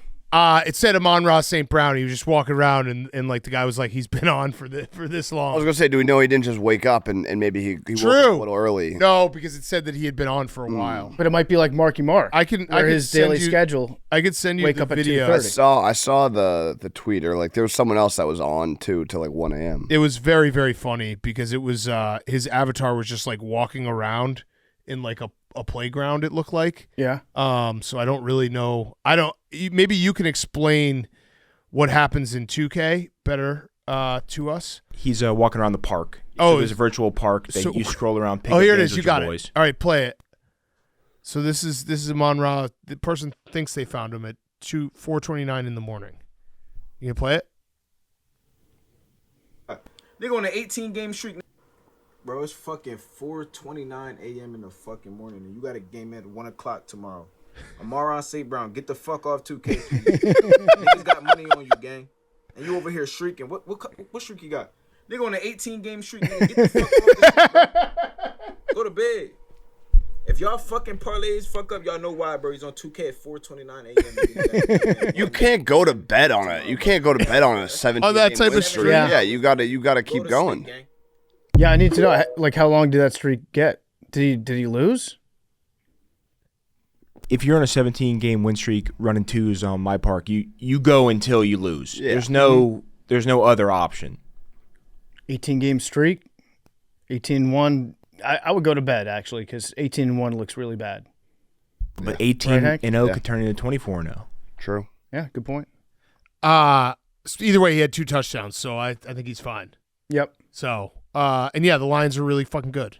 And Jahmyr Gibbs, again, like the Browns have stuffed everyone running. You think he had 89 yards, broke a couple. So, yeah, the Lions are just scary. This is going to be so disappointing to our beloved fans over in Europe and London. They bought these tickets to see the Browns play, and with the understanding that Joe Flacco is going to be the quarterback. I think they'll be all right. I don't know. Yeah. We're trying to grow the game, Hank. They should play Shador. Yeah, Dylan Gabriel. Yeah, but Shador would get people in the seats. Grow the game. Yeah. All right, next up, Texans 26, Titans 0. Why don't we just go to Cam Ward for this one? Cam Ward, after the game, said, do you want to pull it up, Max? Because it's better if he just says it. We have Cam Ward here. Welcome to Cam Ward to the show. Here's what he said after the game. I mean, if we keeping a buck right now, we ass. So we 0-4. We have this point. We got nothing to lose. We dropped a quarter of our fucking games, and we've yet to do anything. So we have to lock in, especially myself on the offensive line, from the defensive line, from the special teams to all three faces. We have to play together. We have not played together this year yet, and that's just something that we want to preach about it every day. Every day we got to do better, and we're doing that, but it has to show up on Sundays. Yeah. It hasn't showed up yet, but it got to show up next week. If we keep it a buck right now, we ass. We ass. They And are. I asked how he played. He said ass. Yeah, they are ass. They're beyond ass. Little bro ass. They're so bad. Now, I like what Cam Ward's saying because I like it better than what Callahan's saying after the game because Callahan just tried to fight someone. He wants to fight the media Yeah. after the game. Like, they're going to ask you questions about being ass, and you have to understand how to answer those questions in coach speak without trying to fight somebody. Yeah. Cam Ward does a great job. He's like, yeah, we're ass. Good point. Yeah. Ass. That's us. It was Guilty as charged. Ass. But Callahan is like, our guys fought out there. We fought. He always tells the media, like, they fight. These guys fight. And doesn't really say too much about how they're playing as a football team. But, yeah, it's not good. Not good for the Titans. I just hope we're getting into a situation where they might be actively ruining Cam Ward. Yeah. Yeah. It does feel that way. The whole thing is just a mess. This whole game was ass, as a matter of fact. It was an ass game. And although the Texans did, like, C.J. Stroud looked good. He's getting just killed all the time too, but he had his first like clean good game. Neither team got into the red zone until the last play of the third quarter. Yeah. It was crazy that's to ass. watch. It was big time ass. Yeah. We also have some weird stuff. One other thing. For a takey next year, I think we need sack of the year. Jeffrey Simmons' sack on C.J. Stroud, where he jumped the snap so perfectly. Yeah. He's up there for sack of the year. Other nominee that I have, I don't know if you guys saw this, but there was a guy on Twitter who in 2022 said he will donate his left testicle to science if Tennessee wins more games than Clemson over the next 3 seasons. Okay. I looked it up. They had exactly the same amount of wins the last 3 years, 30. So I would assume this year would be the tiebreaker. Yeah. So Tennessee versus Clemson this year's the tiebreaker. You are nominated for sack of the year, Mr. S. Roach 3396. I would also nominate Oldie. And Oldie, yes. But yeah, Jeffrey Simmons sack of the year. That was pretty, and there have been some great ones. Like Crosby had a good one. Yep. There have been great sacks. Yeah. So after the game, we had L'Jarius Sneed. Did you see what he said? I did not see L'Jarius. L'Jarius Sneed. So L'Jarius Sneed before the game, during the week, when asked about guarding Nico Collins, he just replied, "Who?" And they'd be like, "Nico Collins, who?" He said that multiple times. Nico Collins, who? So he doesn't have a lot of respect for Nico Collins. Mm-hmm. Nico Collins did burn him. I think there was like a 2nd and 23 where Nico Collins just broke him down. Afterwards, when asked about it, L'Jarius Sneed said, "We all get beat, but does he get paid like I get paid?" Okay. So who gets paid more? Technically, L'Jarius Sneed has made more money in the NFL, $49 million to Nico Collins, $34 million.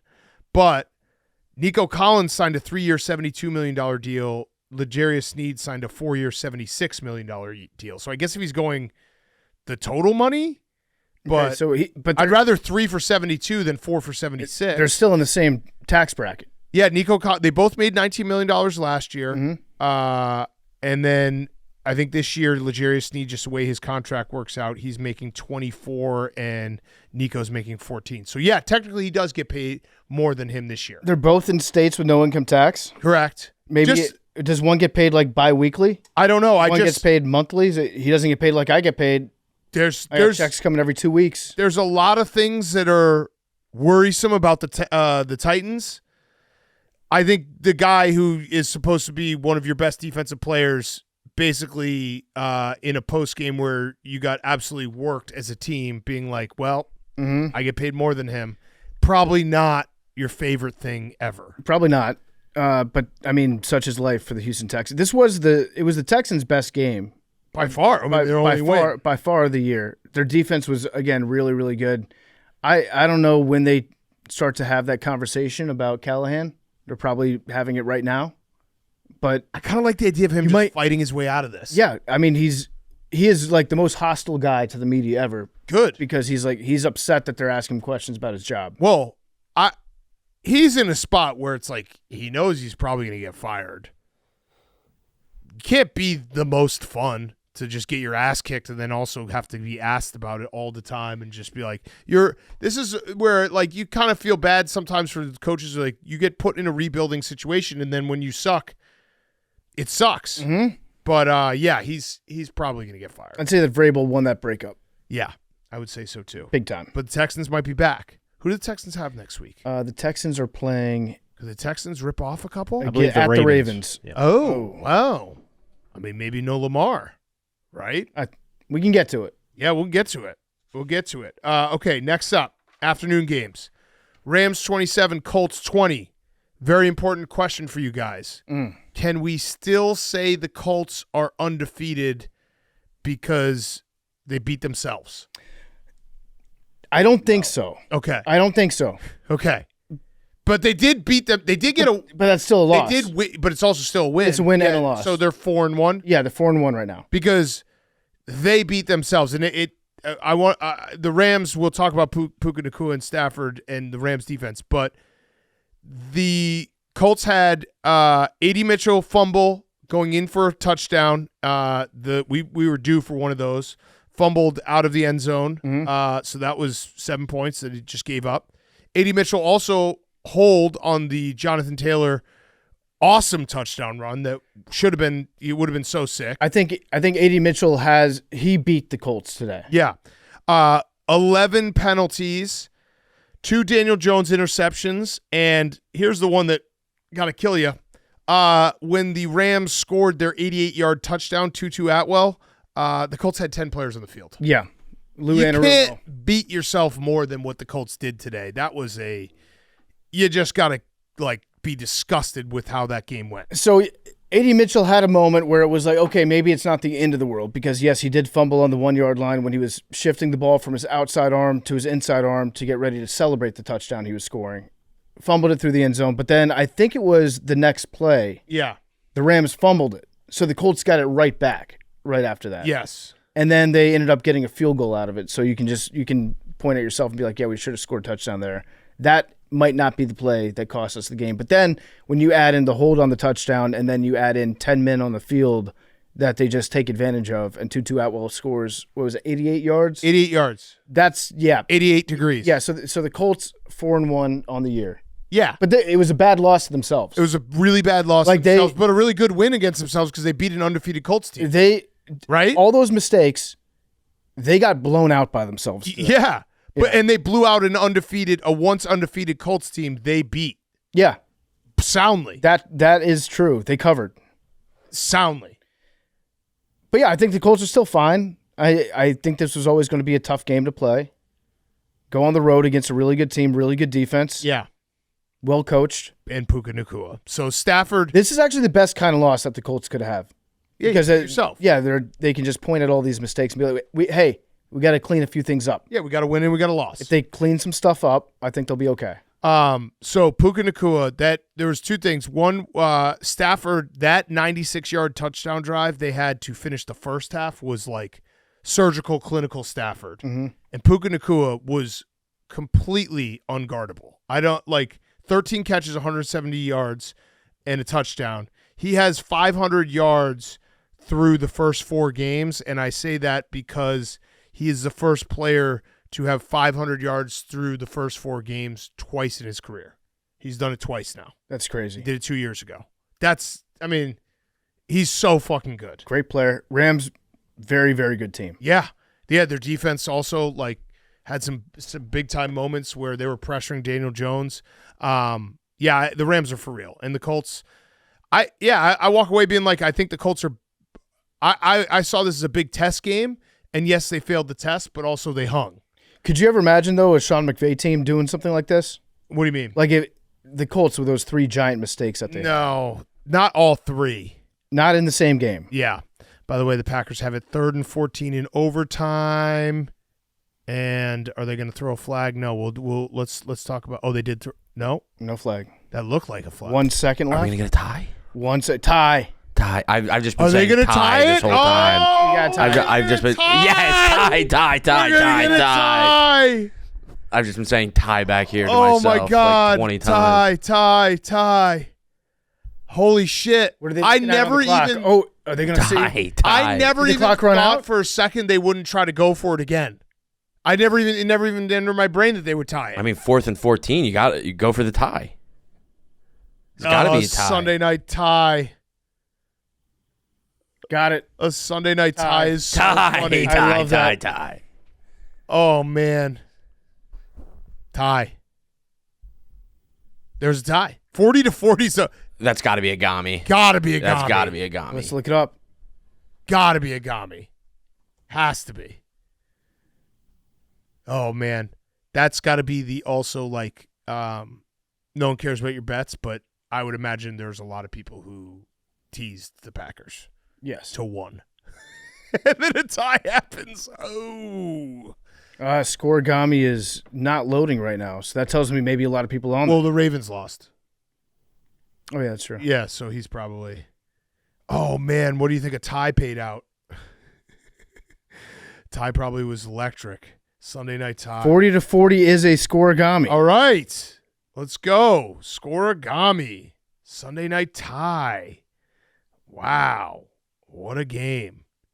It's kind of fun because we can just be like, well, we don't know because they tied. Yeah. There's no really bold proclamations to make from a tie. No, I'll make a proclamation. Okay. That was a loss for the Packers. The Cowboys won this tie. Yeah, the Packers lost. It's very, very clear. Cowboys.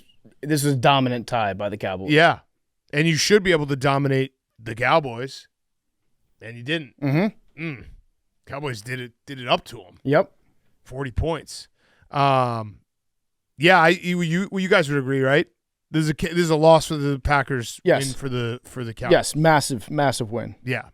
What a tie. I do think that Nick's probably so happy right now. I do think the last 4 weeks of the NFL and the media just saying nonstop, "Oh, the Cowboys lost their best player. They're fucked right now." I think that had way more of an impact on the Cowboys than it did on the Packers. Yes, I would agree. Micah Parsons obviously was pissed and wanted to prove a point tonight, but everybody on the Cowboys was extra motivated. Yes. And they never talked about Kenny Clark. It's true. Right. The broadcast really, I don't know if you guys knew this, but Micah Parsons did play for the Cowboys. Yep. It was pretty heavy-handed, including Jerry Jones speaking when they were had Micah Parsons. Jerry Jones talking about the contract negotiations while Micah Parsons took the field. It's quite something. Tie. Wow. We have a tie. I love that. And a walk-off tie. You should go for it. How can you be happy with a tie? That's bullshit. Just go for it. I do kind of blame the Cowboys for this tie. How so? In overtime, they should have tried to score a touchdown at the end. Yeah, but they had the ball first. So Got to score. they were like, hey, if we get a stop. Got to score a touchdown and win. Yeah. Okay. So Rams, Colts, anything else? Puka Nacua is awesome. Yep. Colts beat the fuck out of themselves. Yep. Beat the fuck out of themselves. Yep. Okay. Next up, Jags 26, Niners 21. The Jags are 3-1. Do we have a new rivalry game? We might. Some bad blood? Yes. Because Shout out to Liam Cohen. Yes. For going up to Saleh, who I guess set the stage. Earlier in the week, Saleh made a point about how all the guys from McVay's coaching tree legally steal signs during the games. Yep. And they know what's happening. Yep. I think he was trying to put that out there just to be like, hey, Cohen, we know what you're up to. You should probably change whatever it is that you're doing at the last second. Yep. Because we're aware of it. Cohen didn't really care for it, and then after the game, they had a little spat, a little midfield spat. Cohen told Saleh, keep my name out of your mouth, and looked like he wanted to fight him. I just want to say, for the record, Robert Saleh would beat the shit out of Liam Cohen if they got into a fight. And it looked like Cohen wanted to fight him. Yes. Pretty good. Although, did he? Well, he had his hand behind somebody's back and then did not make any effort to like remove his hand from their back as he was pretending to get around the hold back guy. Yeah, I was going to say, Robert Saleh, like, he would beat the fuck out of Liam Cohen, He would right? snap him in half. I mean, Liam Cohen, nice guy, like to have him on, would love to have him on again, and it's no offense to him, but Robert Saleh, like, you don't fight a bald-headed guy. I think Cohen knows that. Right. A bald-headed football guy? No, thank you. Yeah, saying keep my name out of your mouth is as good as landing a punch. Yeah. In his mind. Yeah.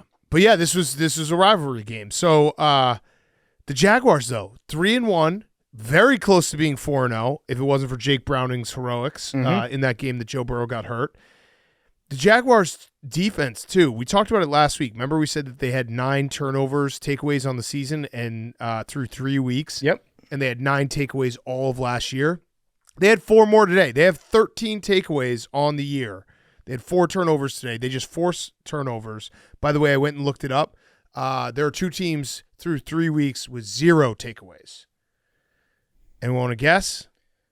0 Saints? takeaways. The Jets Yes. and Dolphins. Yes. Okay. We got to bet for some turnovers tomorrow. Two. I mean, come on. Two is zero takeaways. Like, the Jets and the Dolphins are going to take the ball away. Tua just did the Cam Newton. I got you. Yeah. Let's go. Yeah. Because, like, and Justin Fields, or is it Justin Fields? Do we know? Justin Fields coming off a concussion. Okay. So those guys will give it away, right? You would think so. You'd think so. You would think so, yeah. But this was, 4. They've generated at least 3 takeaways in all 4 games this season. Yeah. The Jaguars. It's pretty crazy. That's what they're doing. They're calling it, you know what Jordan Lewis is calling it? What is he calling it? Strapsonville. Strapsonville. Yeah. I don't know what that means. Can somebody explain it to me? Is that gun? Get the strap. Get the strap. Get the strap. I thought it was like what Trayvon Diggs would say. Get the strap. Huh. Strapsonville. But Strapsonville. The Strapsonville I like it. Yeah, why not? Let's use it. And Etienne's awesome. He's been very good. It was tough for the 49ers. They lost Pearsall in Yeah. the second half, and they're down to like nobody. I think Jennings might have gotten hurt too. Yeah. They're down to like nobody at wide receiver to throw the ball to. They basically just need Christian McCaffrey to do everything. Yeah, which he almost did. He almost did. And they need some guys healthy because this is I'm not ready to say Brock Purdy is bad, but he probably needs Christian McCaffrey was the leading rusher and leading receiver.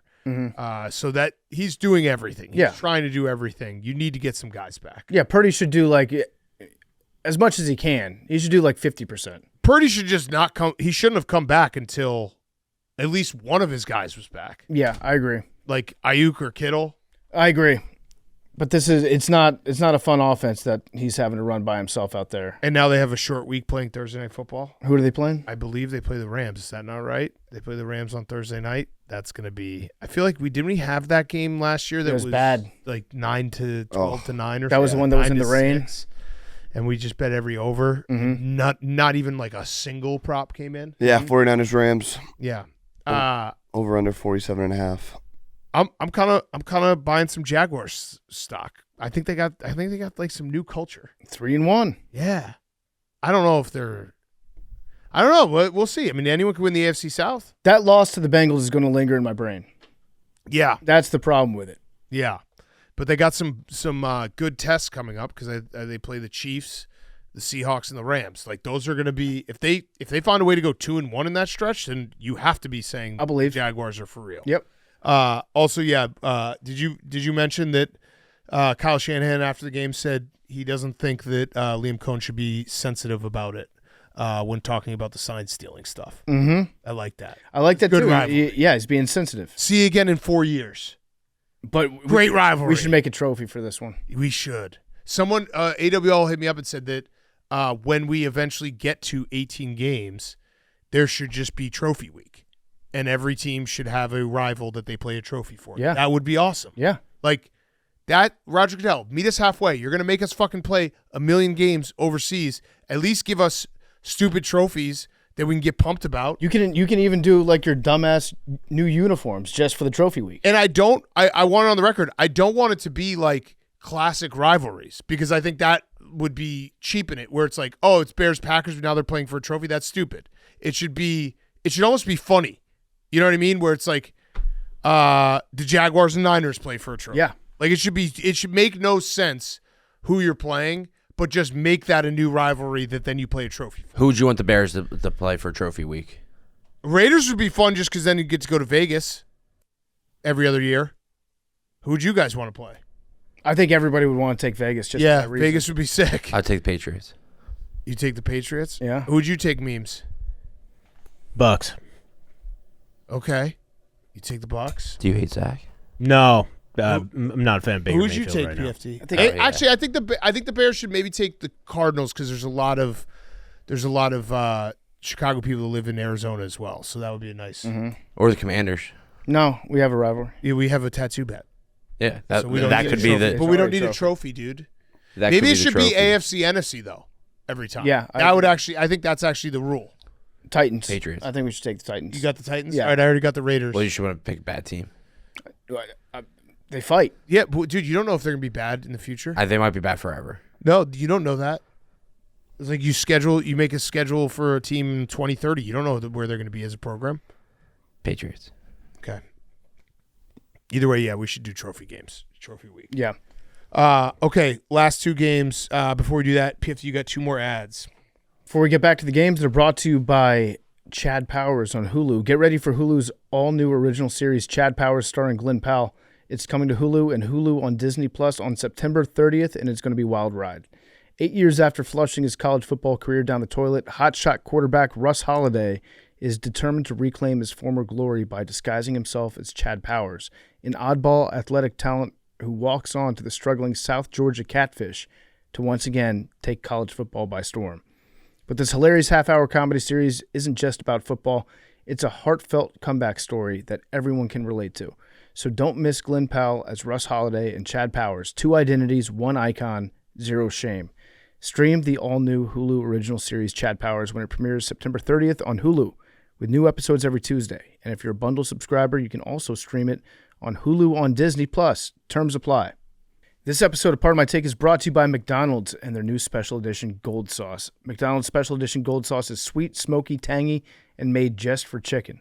There's nothing quite like the anticipation of a new McDonald's sauce. Special edition Gold Sauce takes it to that golden height.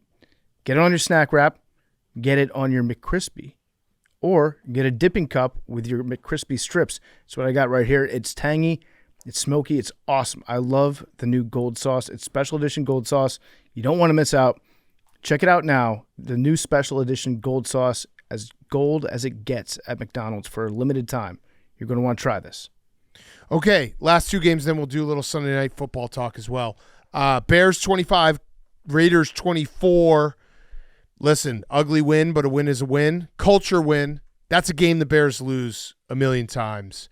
Tough to watch at times, but it ended up the two things that I was very enthused about. One, the defense took the ball away because the defense is not great, but they took the ball away multiple times. Kevin Byard was awesome.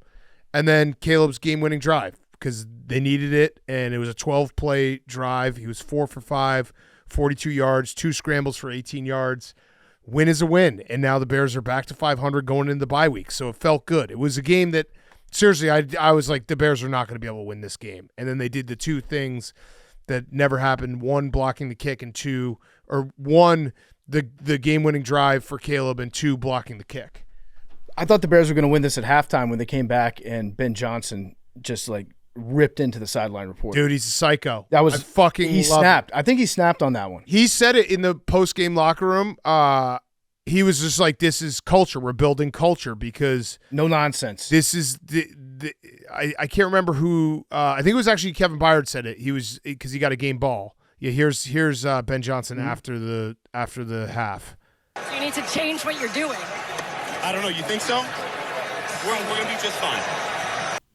But it was stared daggers. Yeah, it wasn't the words. He just stared her down. It Yeah. was like, okay, yeah, we'll change everything. No, we're doing. We're going to be fine. just fine. But Kevin Byard said it. He's like, we're known as the team that if we get down, we give up, and that was the opposite of this game because, like the first half, the Bears should have, if they had run competent offense at times in the first half, they would have been up multiple scores because of the way that Geno Smith was giving the ball away. Mm-hmm. But it was Max Crosby is a monster. I don't know, like he just wrecked that game. He was just everywhere and found enough ways to get out of the pocket, to scramble around that they won. And I'm happy.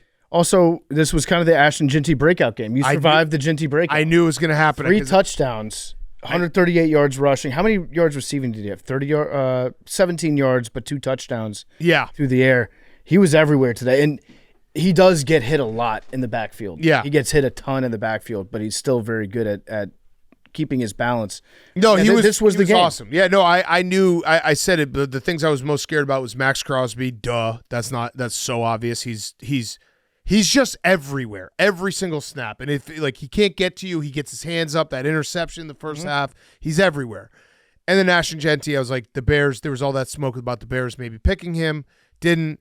I know the Bears' run defense has struggled, but I was like, Ashton Ginty's going to have a breakout game. He did.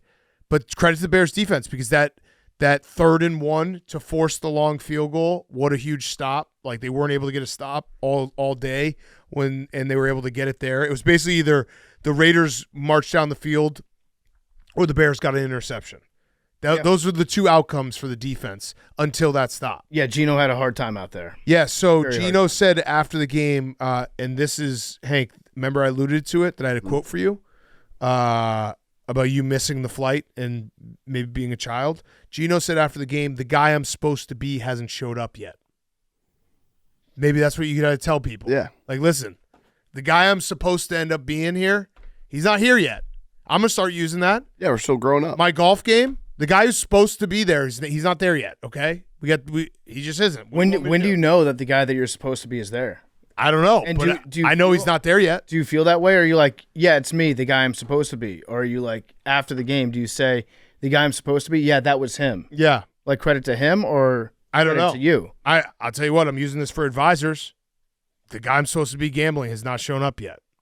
He's there somewhere, but he hasn't shown up yet. Because he was bad today. Yeah. And he was bad last week, too. Yeah. I don't know that they have another plan, though, besides – I think they just have to roll with Geno no matter what. Yes, I'd say so. I'd say that's right. Maybe AOC when he comes back, but they paid Geno a lot of money. The guy that he was supposed to be, is that Tom Brady? He shouldn't take a paycheck, right? If the guy he's supposed to be hasn't shown up yet, you're paying a guy who's not there. You're not paying the correct Geno Smith yet. Yeah, it is fraud. He should definitely. He's a quote machine. He is a quote machine. He's got some good quotes. Tried to write me off. By the way, Josh Blackwell, who blocked the kick afterwards, I love any of these stuff. He said that the Bears long snapper told him during the week that the Raiders long snapper has a tell on the snapping the ball. He like subtly moves the ball right before he snaps it. Okay. And Blackwell said that the first 2 field goals in the game, he thought he had like a perfect jump and almost got there. We've seen so many block kicks this year. Yeah. Now, have we seen more, or have we just seen more block kicks that have like a direct impact on the end of the game? I don't know, but this one was cool. This one was a little different than like the Eagles, because the Eagles just blew up the middle. This was off the edge. This was a perfectly timed Beamer off ball. the edge. Yeah, like when you fuck around on Madden and be like, I'll just take a million penalties trying to block this kick. Yeah, how do you feel about a bye, early bye now? I like it just because we have so many injuries. We're on our Tyreek Stevenson got an interception, then hurt himself. I think we're now on our 6th cornerback. Okay. Like our top 5, maybe 4 are out. So maybe some guys get healthy. It'd be nice. And it also just feels like that was a good win. That was a good win, hard fought win, ugly win. But winning ugly is part of the game. You know what I mean? You can't just hope that you like blow out a team like you did the Cowboys last week, who just tied the Packers. No big deal. I also should say Cairo Santos, who I've maybe given a little bit of guff to because he doesn't have the strongest leg, was awesome today. 4 for 4, hit big kicks, needed every single one of them. Offense, we had like a comedy of errors when it came to the offense. We had that snap that took us like a lot deeper. some bad sacks. So Cairo Santos came up huge. Okay, the other thing I noticed about this game was Ben Johnson's bag, maybe sack of the year. So he not only had a variation of the pretend to fumble the snap that he had Caleb run. Yep, which was a weird timing on that one. It seemed like it's a little early in the season to be, if you're emptying your sack against the Raiders, unless he does have the unlimited deep sack, which he might. He might, but it was more that it was 3rd and 1 on your own 30. Yeah, it's a strange time to run it. And then he also did what I think everyone that's ever watched a flea flicker has suggested at some point to their friends when they're drunk. Yep. Like, what if you do the fake flea flicker and you fake the pitch back and then you just keep it and run? That was a cool play that he used. I'm waiting for the next evolution, the fake flea flicker. Yep. Where you fake pitch back, fake run, and then you pitch back. Yep. How many different iterations of this can we pull off? I like that. By the way, that play got ruined because DeAndre Swift got called for a face mask. I'm going to keep the vibes high and not say that DeAndre Swift is starting to bother me. So I'm just going to keep the vibes high. Okay, it was the most blatant face mask I've ever seen. On a very cool play. Yeah. I'm just excited because this was a win. Like last week was an exciting win because the offense broke out. This week was an exciting win because you had to piece together, find ways. It was two desperate teams because the Raiders are in the same spot as the Bears. Like, you don't want to fall to 1-3. You want to try to get back to 2-2. Two desperate teams fighting their balls off, and the Bears found a couple more plays more than the Raiders, which is something, again, they haven't been able to do for a long time. And you beat Tom Brady. Yep. And his advanced scouting. Advanced scouting. That's good. I have an insult stat that's actually a compliment stat to Ben Johnson. You probably already know the stat. Yes. Would you care to respond to it? Because I have seen the graphic floating around. Ben Johnson now has more Sunday road wins than Matt Eberflus had in his entire tenure. Correct.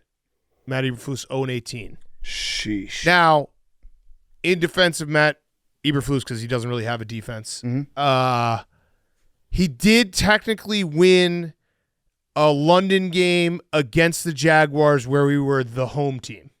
It was on the road. But it was we were the home team. Yep. That's fair. Yeah. But he also, it's very funny when you look back because he just won all of his road games were just Thursdays or Mondays. Do you think if somebody brought that stat up to Matt Eberflus and said you never won a road game on a Sunday as the Bears head coach, do you think he would say Jaguars? Actually, the Jaguars, it was on the road. Technically a road but game. We were the home or team. Technically a home game, but a road game. Yeah, because it is the real sadness about that stat is guys who've been on the Bears roster for all of the Matt Eberflus years and now for Ben Johnson, besides the Jaguars game, never got to take a flight home on a Sunday happy. Feeling happy, yeah. Think about that. I mean, that's insane. It is crazy. 3 years, 0-18 on the road on Sundays. That's except for the Jaguars in London. If you didn't already have a bad culture, that's the kind of thing that would make it a bad culture. Yeah, and it's just like I know that it's just coach speak or whatever, but like the way that Ben Johnson talks to the locker room just feels so different than what Matt Eberflus was doing. And I don't know if you guys saw his quote from earlier this week, which was I loved. Where he's just like, "We're not here to be friends. I'm here to coach these guys hard. I'm here to tell them the hard truths. Like they will respect the way I coach them because it will make them better." Yeah. So I'm excited. And Roma Duse looks like a number one. Yeah, he does. He does. And Zacchaeus, thank you for him. Yeah. He's awesome. Thank you for him, Zach. Yeah. Or Max. Yeah. He looks awesome. Probably need to get some defensive health and maybe another running back. But again, good vibes going to the bye week. Excited. The gateway is wide open. So do you have a name for the bye week? Because you had the portal, then you had the gateway. No, it's gateway. I did portal last year. It was a gateway game. Today was a must win. Okay. I think the bye week is a bye week. Nobody get hurt. Commanders game is going to probably be can't lose. Okay. So we don't have to win it, but we can't lose it. Okay. Did you win it or did you lose it last year? Or did you not win it or did you lose it last year? It bottomed everything out. Yeah. I think that was a loss that reverberated. We lost it multiple times. We let a loss turn into another loss, another loss, into another loss. Yep. This also, it continues to streak the teams after they play the Commanders lose the next week. Oh, yeah. Yeah. So who do the Falcons have next week? That's big. I wish I could say that we beat them up. I'm still going to roll with the stat. Yeah, you got to roll. I got to roll with stat. any sort of positive news. Yeah, you got to roll with the stat. Yeah, and again, I can't say enough. Max Crosby, he's so scary. Yeah. He's just everything about him. And when he's bleeding, And he he's never scary. comes off the field, ever. He never comes off the field. He's so fucking good. Falcons have the Bills next week. Oh, so they have a bye week as well? The Falcons do? Oh. Well, damn. Are we good? Are we good with the fact that it's bye weeks now? I'm not. Too early. So that's why I asked you about it, because I hate having the early bye. I like it just because the Bears' health issues. That's where I'm happy that they have the bye week. If they were a fully healthy team, I'd be like, dude, we got to keep this rolling. We just won 2 in a row. Feels good. I just hope that some guys can get healthy. Yeah, because you come back from that, then you have 13 straight games. Yeah. Yeah, that's a lot of games in a row. Okay, last game. Chiefs 37, Ravens 20. The Ravens are in trouble. Are they dead? The Ravens are 1-3. I actually think that the Ravens are going to make the playoffs. I think they're probably going to win that division too. Oh, you think you're going to win the division? Yeah. I don't think that's even that hot of a take. I don't know, man. Their defense stinks. Yeah, their defense is bad. And they got a ton of injuries today, including Lamar. Yep. Or do you think that's not real? I don't know if it's real or not. Okay. I think Roquan got hurt. Yep. I think there was a bunch of guys that got hurt today. I think they lost who did they lose? Stanley, maybe? They lost a lot of guys throughout the course of the game. Can we look up and see what the odds are for the Ravens to win that division? I don't think it's that hot of a take. They're minus 200. Yeah. They're still the favorites. DraftKings sport. Yeah, I'm not I don't like anything about the Ravens right now. I'll just say that. All right, so Lamar got hurt, Ronnie Stanley got hurt, Roquan Smith got hurt, Marlon Humphrey got hurt, Nate Wiggins got hurt. It's a lot of guys. I'll say one thing about the Ravens. They did figure out Derrick Henry's fumble issues. He did not fumble today because he only carried the ball 8 times. Yeah, that did not make sense to me. But Lamar... I mean, they were down fast. Lamar, he contracted fumbleitis from Derrick Henry. Spags had him in hell. So Lamar, he's not like an all-time bad fumbler as a quarterback. He's had some very, very prominent, noteworthy fumbles in bad times. Correct. Lamar is just one of the worst at recovering fumbles. Yeah. So if you look at the stats, I think he's lost maybe he's had like the 8th or 9th most fumbles of any quarterback that's active right now. Mm-hmm. But I think he's number 1 or 2 in terms of how many he's lost. Yeah. So he's just really bad at picking his fumbles up. And they're just like comically, They're comically bad because he's like got one hand on the ground. And he's trying to spin around in the backfield. So when he loses a fumble, he really loses a fumble. By the way, I found the stat I was looking for. 50 other teams have allowed 133 plus points through the first 4 weeks of the season. Only 2 have made the playoffs. Mm-hmm. So that's really what it is for the Ravens for me, is like their defense is atrocious right now. They are very, very bad defensively. Yeah. And I'm just kind of sick of the Ravens shit too. I don't know. That's why I don't know if this was a get right game for the Chiefs or if it was just we have all of our guys back, they're healthy, or the Ravens defense sucked. Is there a chance? And you're right. Like the Ravens winning the division is not a hot take because they're still favorites and they probably will. But is there a chance this could be the year from hell for the Ravens? Is there a chance? They've had a few of those. No, I know, but like they've been building. Yeah, they obviously had Lamar get hurt. What was it, 2 years ago when Tyler Huntley had to come in for a bunch of games? Mm-hmm. I don't know. I'm not impressed by Pro Bowler Tyler Huntley. Yeah, Pro Bowler Tyler Huntley. I'm just not impressed by the Ravens. So you gotta show it to me. Until I keep saying like, oh, the Ravens will be just fine. Mahomes is now 5-1 against Lamar all time, and he is also 12-5 straight up as an underdog. Yeah, when he's not favored. So we said on Sunday or on Friday's show that after this game we'll have a conversation about Patrick Mahomes. I'm ready to have that conversation. What I have for that conversation is he's still the best quarterback in the NFL, and they're probably going to the Super Bowl. I would like to add on to that. He's actually 6-1 against Lamar, not 5-1. So I don't want to give him any more bulletin board. But would it be a hot take to say the Chiefs are going to win that division? That's what we should just do. Be like, oh, Chargers lost today. Yeah, Chiefs won. It's the Chiefs. No, I mean, he got Xavier Worthy back. He spread the ball around perfectly. I know he missed a couple throws, so he had 4 touchdown passes. He's the youngest quarterback to throw 250 touchdowns. It's his 18th career 4-touchdown game. He's fine. The Chiefs are fine. They're going to be in the AFC Championship game at minimum. And he didn't lead the team in rushing. And he didn't lead the team in rushing because he has some weapons back, and they're going to get even more weapons back. You know, Rashee Rice is going to come back, and so what's very funny about that is, you know who did lead the team in rushing? Who? Is Xavier Worthy. Oh. So a wide receiver led the team in rushing. Yeah. Yeah, no, they still can't run the ball like they should. Hank, this bothers you? This doesn't they're going to be fine. They obviously heard the people in the media saying they weren't going to make the playoffs. They're washed. Their run is over. But in their defense, they also heard the people in the media say you should never listen to someone talk on a podcast, and that's why would you ever take what someone says on a podcast? True, but yeah, for one more week, they're still the Chiefs of old. They looked really good. Patrick Mahomes looked great.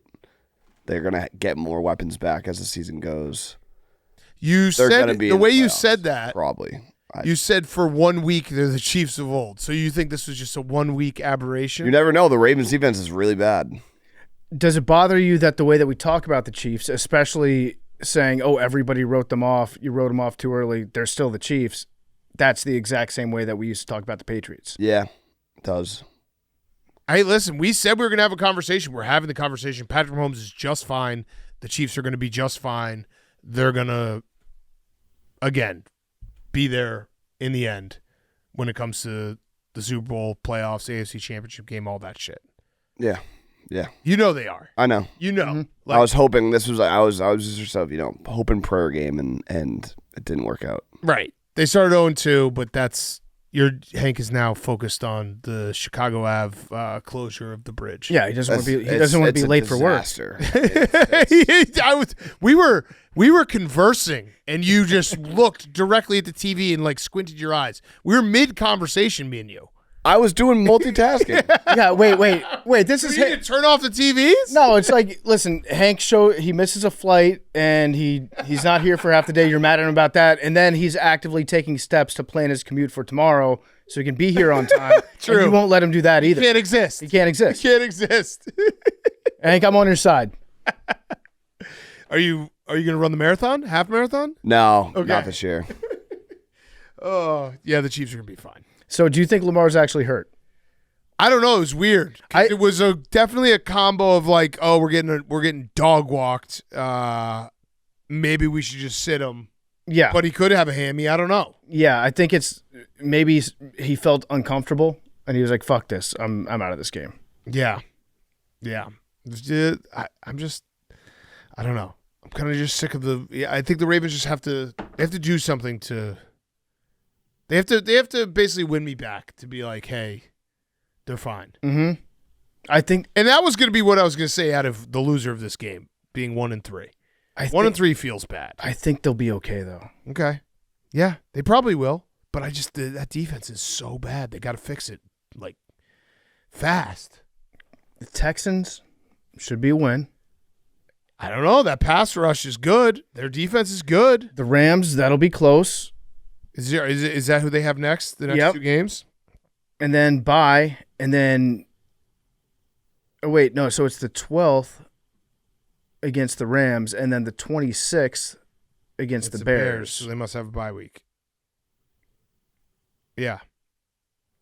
I mean, the Texans and Rams aren't easy games. No. I know the Texans are not like great, but that's a desperate team. You got to win that. It's a must win. This is the earliest possible must win for the Ravens. They unlocked it. Week. Yeah. Okay. Now, because if you look at they have lost to good teams. That's the other thing you can point to for the Ravens. So, yes, they lost to the Bills.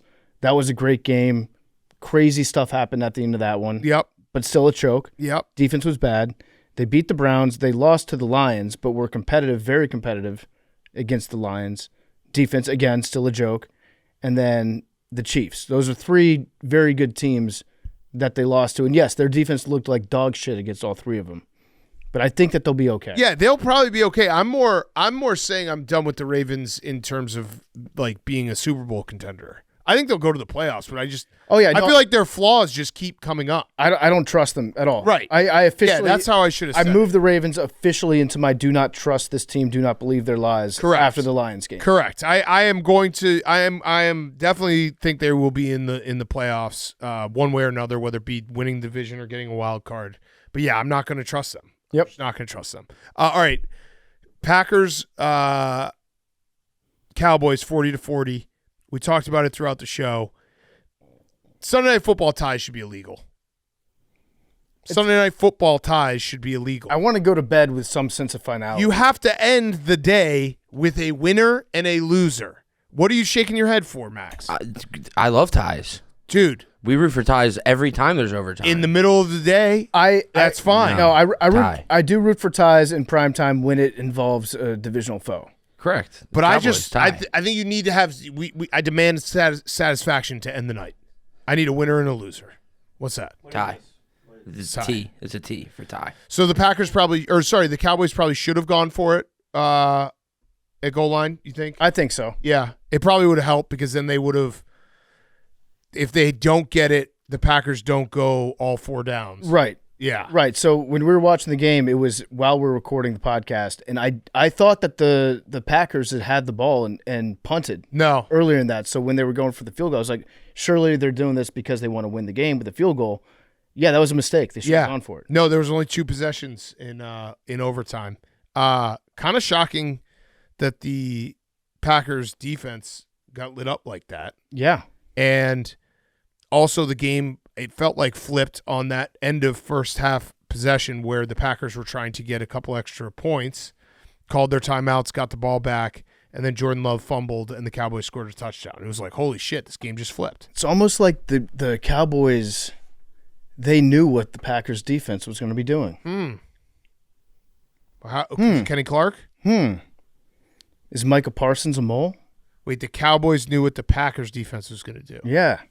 That would have been Kenny Clark. Is Micah Parsons a you mole? think Micah Parsons was telling the Cowboys? I'm thinking Jerry's like, hey, we're going to do this big feud. Got it. We're going to send you up to Green Bay because they keep kicking our ass, especially in the postseason. Yeah.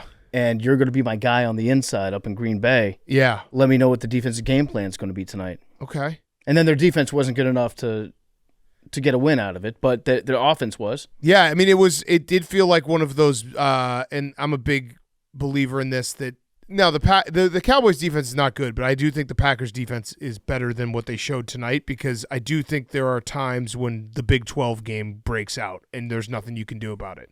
And it's like just the flow of the game gets chaotic and both defenses, I mean, George Pickens was awesome. He was great tonight. So good. Fucking love George Pickens. Felt like all those deep shots were working.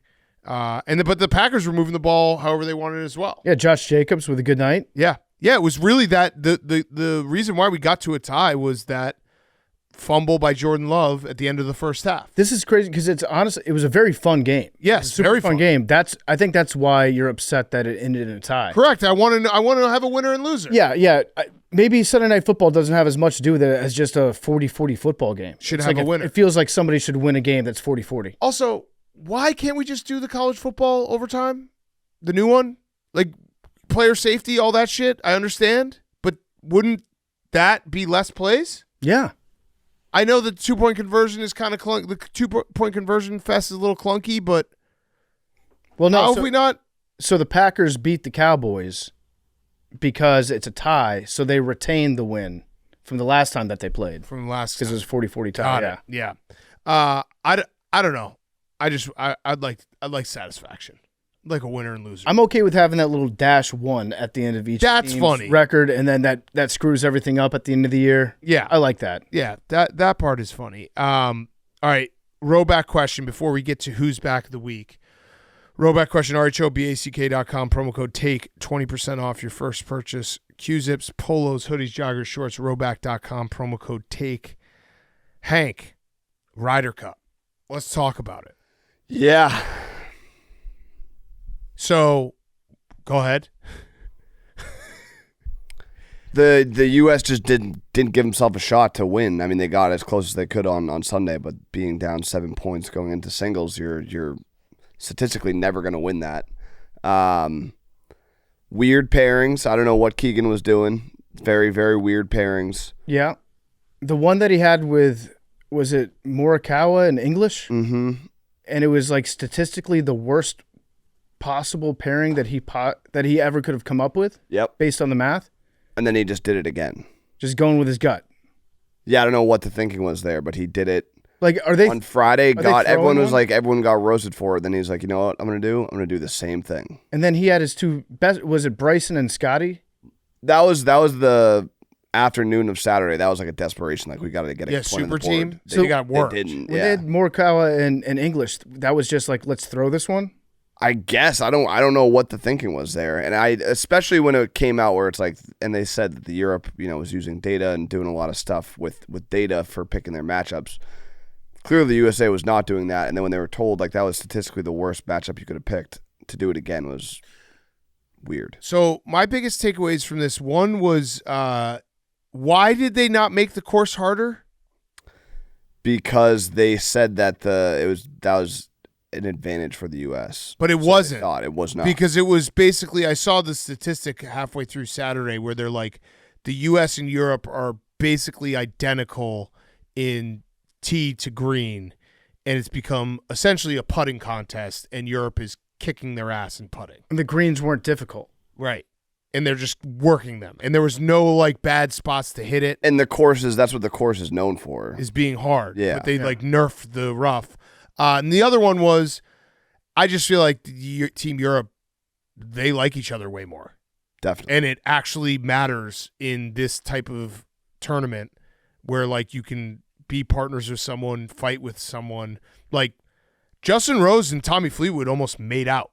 They were fucking embracing. They loved it. They were embracing like a guy coming back from war. It was, I think, partially that they like each other, but also partially that they really deeply, deeply care about the Ryder Cup. Right. And we don't. I think that our golfers, they want to win the Ryder Cup.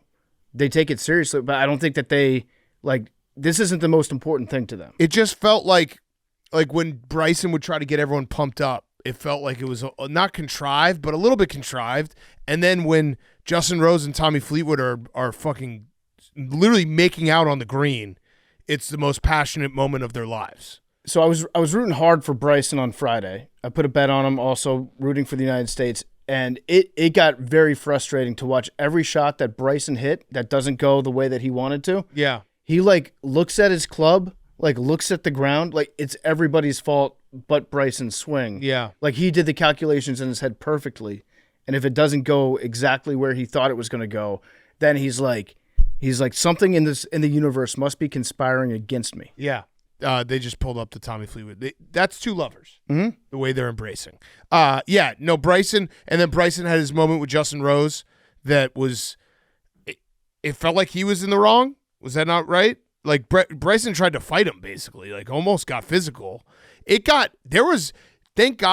that the U.S. came back on Sunday, because I think this was trending to be one of the most embarrassing Ryder Cups ever. It was an ass kicking. It was ass kicking. We had state troopers had to get involved because the fans were, and I'm all for, like, I think we all agree on this podcast, we love fans getting unruly and heckling all that stuff. But I think the problem was fans were doing it like when they were like about to swing on a putt and like about to hit a tee shot. And I think Rory's wife might have gotten hit with something. Yeah, it looked like a drink got knocked into her hat is what the further footage showed. But yeah, Rory was, I got to give credit to Rory. I feel like he handled it. I know he like said like fuck you one day, but that was actually pretty cool. Yeah. Rory. And then we also had the most embarrassing video of all time where they were trying to get us to do a bunch of chants where it was like, we will rock you, instead Scotty Scheffler. Yeah. That was, and the MC was either fired or resigned. The one that led the fuck you Rory chant. Yeah, that was one of the most embarrassing videos I think I've ever seen. And that was what we were talking about last week, that Europe just does the chants better and all that stuff. We had someone trying to hold their hand to do a chant, not only a chant, but also to a song that was a British song. Wasn't that Gary Glitter? No, that's Queen. Oh, yeah, Queen's We Will Rock You. Yeah, so figure out a little context on that one. But Yeah, overall, just pretty embarrassing for USA Golf, right? We don't need a cheerleader. No. Let me rephrase that. You shouldn't need a cheerleader. No. It should be organic. You should be able to do this on your own. But yeah, it was a bad showing. Sunday was exciting. Yeah, Sunday was exciting. Sunday They was fought great. back. It would have been maybe the biggest comeback in sports history. Yeah, it was right? 150-1 when we were looking earlier. I mean, Cam Young was awesome. Justin Thomas was awesome. Those putts they hit on 18. But overall, I just don't think that our guys care or like each other. Well, there was also some bad breaks too. Like what wasn't a bad break was our putting sucked. Yeah. Scotty Scheffler we made it a putting contest. Was not making anything. He also pretty much dunked a shot from like 130 yards yesterday, hit the cup and the pin, and then bounced out. Mm-hmm. Which, I mean, just bad luck. Patrick Cantlay blew a 3-foot putt that would have gotten him a point. There were some unlucky moments, but overall, we just couldn't putt. Mm-hmm. And we made a course that was easy to putt on if you're a good putter. And then Europe just kicked the shit out for 2 days nonstop. Yeah. The Ryder Cup was pretty much over after the morning session on the Saturday. first day. Oh, it's Friday. Even on the first day, 3-1. Yeah. And then the two dumbest rules ever that they should fix, Victor Hovland being injured and having it be a half match where each team gets a half a point. That's the dumbest rule of all time. And Keegan having to pick basically who's your worst golfer. Yeah. That sucks for him.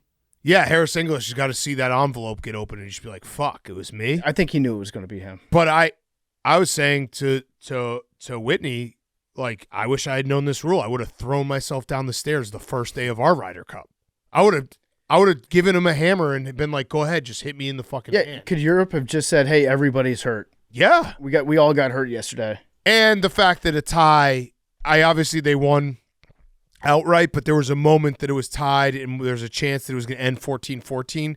But Lowry hit that putt to get the 14th point, and he celebrated like he won the whole thing because he did. Because if they tie, it's just whoever won it last time gets to retain the cup. That's really stupid. It is stupid. Just fucking play a playoff. I would have asked every golfer, did you guys win the Ryder Cup? And they would have said yes if they're foreign. And then I would have said, no, you didn't. You actually retained the Ryder Cup. Yeah. So you didn't win. But they took that away from us. You know what would be electric? If all future ties in the Ryder Cup, they do 12v12 alternate shot. Try to stay warm on that one. That would be good. Also, you just don't know when your shot's going to happen. It happens like if you're the 12th guy, your shot's going to happen on like hole 4. If it had been a tie, what Keegan should have done is go over and say, hey, nobody wants a tie. How about just tomorrow, Victor Hovland versus Harris English, 1v1, winner take all. Yeah, Victor Hovland better be really hurt. Doesn't look like he's that hurt. Really? Yeah, he was celebrating after. He was kind of joking about it. What, his neck hurt? He's moving his neck? Yeah.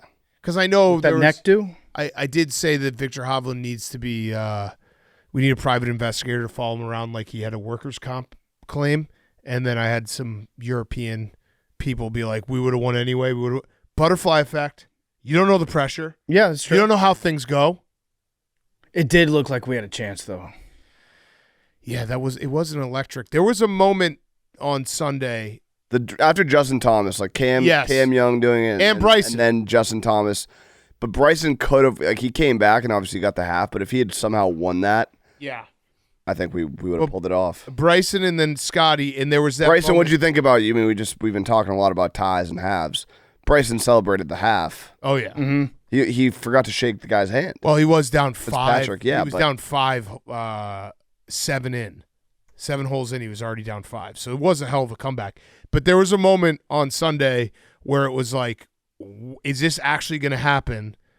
And it was like witching hour into the afternoon slate. And MLB was going on, and it was like, this is the best moment ever. Everything's happening. Could have happened. It was We're so close. So much fun.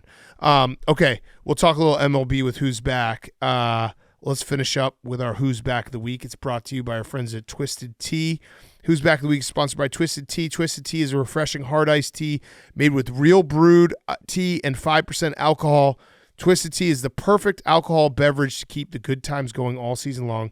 Whether you're hanging out at a friend's house, catching a game at the stadium, or at the bar, or just seeing where the day takes you, Twisted Tea is there to turn your day up a notch and make a good time a great time. Keep it twisted. Grab a tea. It's game time. Stock up on ice-cold Twisted Tea today. Hank, who's back of the week? My who's back of the week is Jason Tatum. Oh, yeah. He posted a video. He's working out. He's back on the Achilles. He's working out.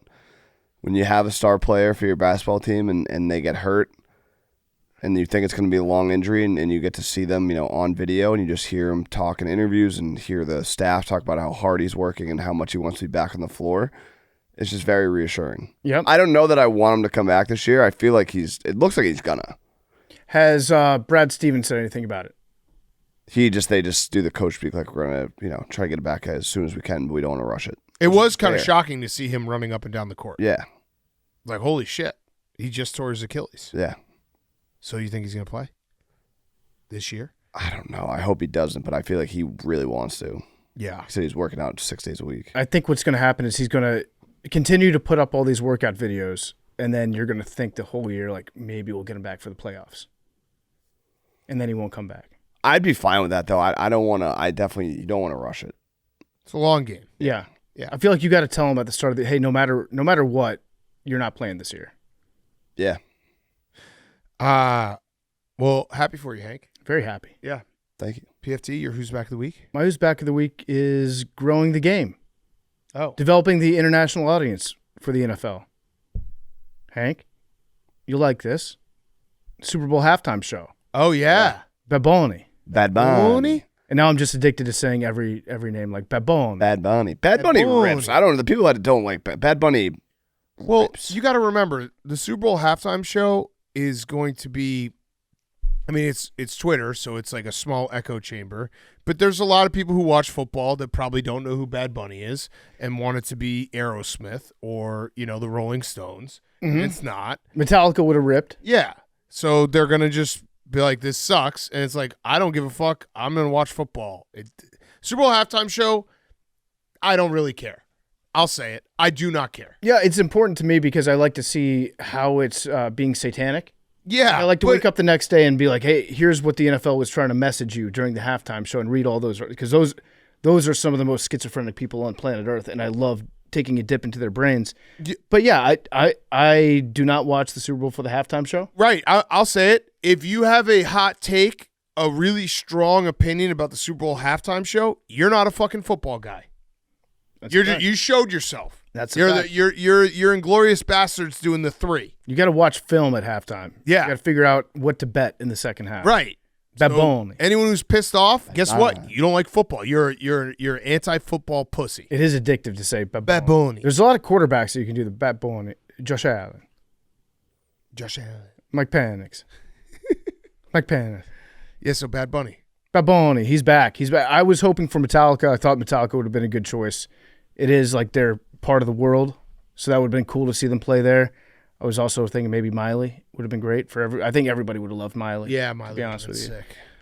But yeah, Taylor Swift, that would have been – the NFL doesn't want to make it that obvious that they're rigging everything for the Chiefs. Yeah, because didn't you say the Easter eggs were saying that she was going to be it? The Easter eggs – well, there were a lot of Easter eggs that were saying that she was like pointing to the number – whatever it was, 60? I forget. So what happens to everyone who did the Easter eggs and said that she's 100% doing the halftime show?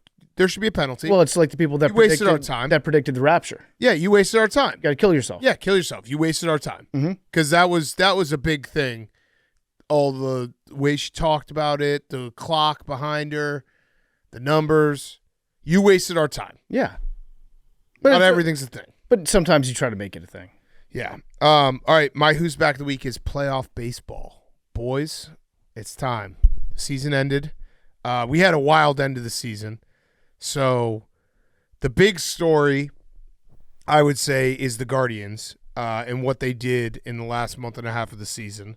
The Guardians won the AL Central with a walk-off home run, which they didn't even need the win, but it was kind of awesome that they did that.